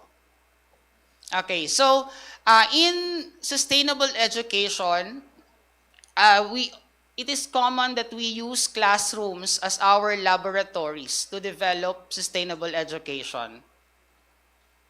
Okay, of course, there are 3 qualities that are needed for us to be able to do sustainable actions. Of course, the first one is empathy, creativity, and reflection. When these 3 combine, we can attain or we can practice sustainable actions. Okay, so now we're talking about empathy as a core or as the core of design thinking in addressing problems in the community. So we can also incorporate empathy-driven learning. So how do we do that? So we go to our communities to do interviews because we need to understand where they're coming from, what problems do they experience. Kasi there are instances that the problems that they experience, we do not experience them. And then the second one, local sustainability mapping, and then problem identification from lived experiences. So what schools can do about this? So there are specific things that we can do. Of course, embed design thinking in our curriculum. So we do not qualify design thinking as an approach, but actually it's a part of our curriculum. And then integrate sustainability in all disciplines, not only in sciences. We must also integrate excuse me, we must also integrate sustainability across subject areas. And then, encourage problem-based, community-linked learning. So, I invite educators like me to not confine our students in the four-cornered classrooms that we have. Let us encourage them to immerse in the communities, to solve or to help solve the problems of the communities. And then foster empathy and foresight through reflective practice. So teachers, we can act as facilitators, not transmitters, for us to be able to succeed in attaining sustainable education. Use collaborative approaches to engage learners and guide learners to think with empathy through design. So now, students, what are the things that you can do to attain sustainable education? The first one is of course, apply classroom learning to real-life situations, to real-life issues. Kaya, it's the direction that we are having in the higher education that as much as possible, we are exposed to a lot of experiences inside the classroom that we can use when we are actually in the field or in the industry where we are going to work. And then engage in local sustainability projects, think critically, collaborate deeply, and compassionately. I have here some ASEAN initiatives or ASEAN education initiatives that we can look for, that can serve as inspiration for the Philippines. So Singapore has their Green School program or Green Schools program. For Thailand, they have sufficiency economic education. For Vietnam, they have STEM for smart city solutions. Malaysia, sustainability-infused teacher education. My point here is, these ASEAN initiatives remind us that sustainability or sustainable education is not a one-size-fits-all approach. So, for us to be able to succeed in attaining sustainable education, we must know our norms, our national culture, values, and community spirit. So, pwede natin gawing inspiration. We can benchmark on the best practices of our neighbor countries, and we must contextualize these best practices. Okay, so application of, or the applicability of this to the Philippines. Of course, the first one is contextualize sustainability in local communities, promote design-based learning in TVET and HEIs. And actually, TVET is a great, or has, or provides a great opportunity to link classroom and industry practices. And then strengthen partnerships between universities and LGUs. And I think the University of Makati is doing that very effectively. And then,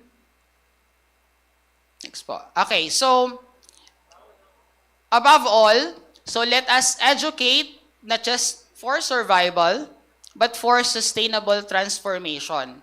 So we should not In education, in education, we should not stop at helping students survive in a challenging world, but we must empower them to transform it. Thank you very much.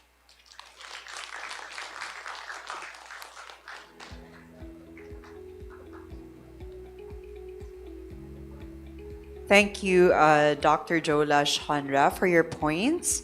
And similar to our speakers earlier, if there are questions you'd like to direct to him, especially with design thinking, and I'm glad that you are emphasizing that it should be included in the curriculum and all the curriculum of all the disciplines.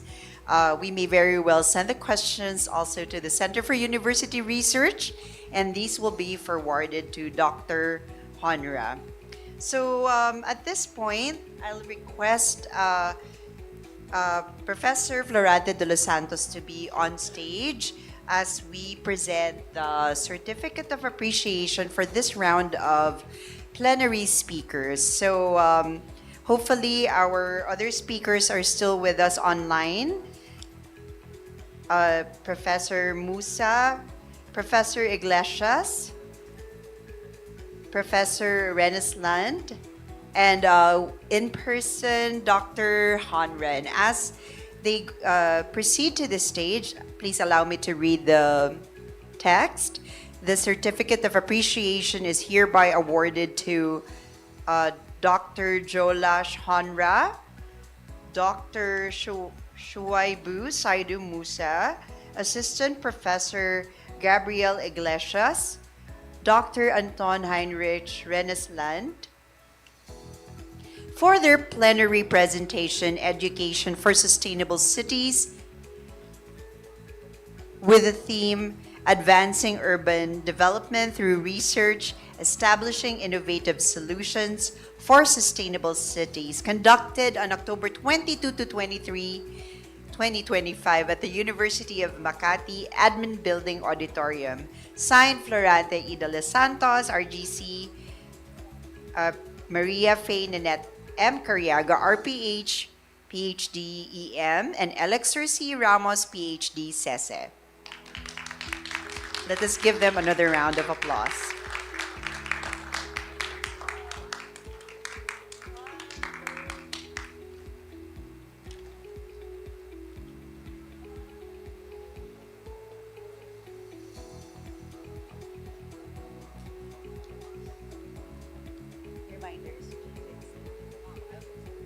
Thank you very much for our plenary speakers. And it's 12:23 in the watch. So at this point, we first would like to thank everyone for staying until this time and being with us for the opening of the 8th Research Congress. Please give yourselves a big round of applause, whether in person or online. Your presence means a lot to the University of Makati. We also would like to invite you to the capstone exhibit outside. You may very well proceed to the lobby area. The presentations of your perhaps friends or classmates are already there, so please take time to look at them. And at 2 o'clock in the afternoon, please come back here in the auditorium as we will be showcasing the films that won national awards from our classmates, schoolmates, and friends from the Institute of Arts and Design. So see you later. Thank you very much. And we will also see you tomorrow for day 2 of the 8th Research Congress. Have a good lunch, everyone. Sorry, our acknowledgements also, we would like to give thanks to CIC, Rimport, the 8th Research Congress Working Committee, our sponsors, Coffee Meat, Bea Bakes, and Kuzu Bites. Maraming salamat po. And for those of us who would like to go back to the various points of our presenters today, the 8th Research Congress opening video will be available in YouTube at around 5 in the afternoon. So once again, for those of you who have assignments and who or simply wish to go back to several of the points of our various speakers today, please check out the University of Makati YouTube at 5 o'clock in the afternoon so you could check the video. So once again, congratulations to everyone. Thank you and see you tomorrow. See you at 2 p.m. Yes, ma'am. See you tomorrow for day 2. Okay, so Professor De Los Santos wants it emphasized. See you at 2 p.m. for the IAD videos. I think I said that earlier. But see you tomorrow for day 2 of the Congress.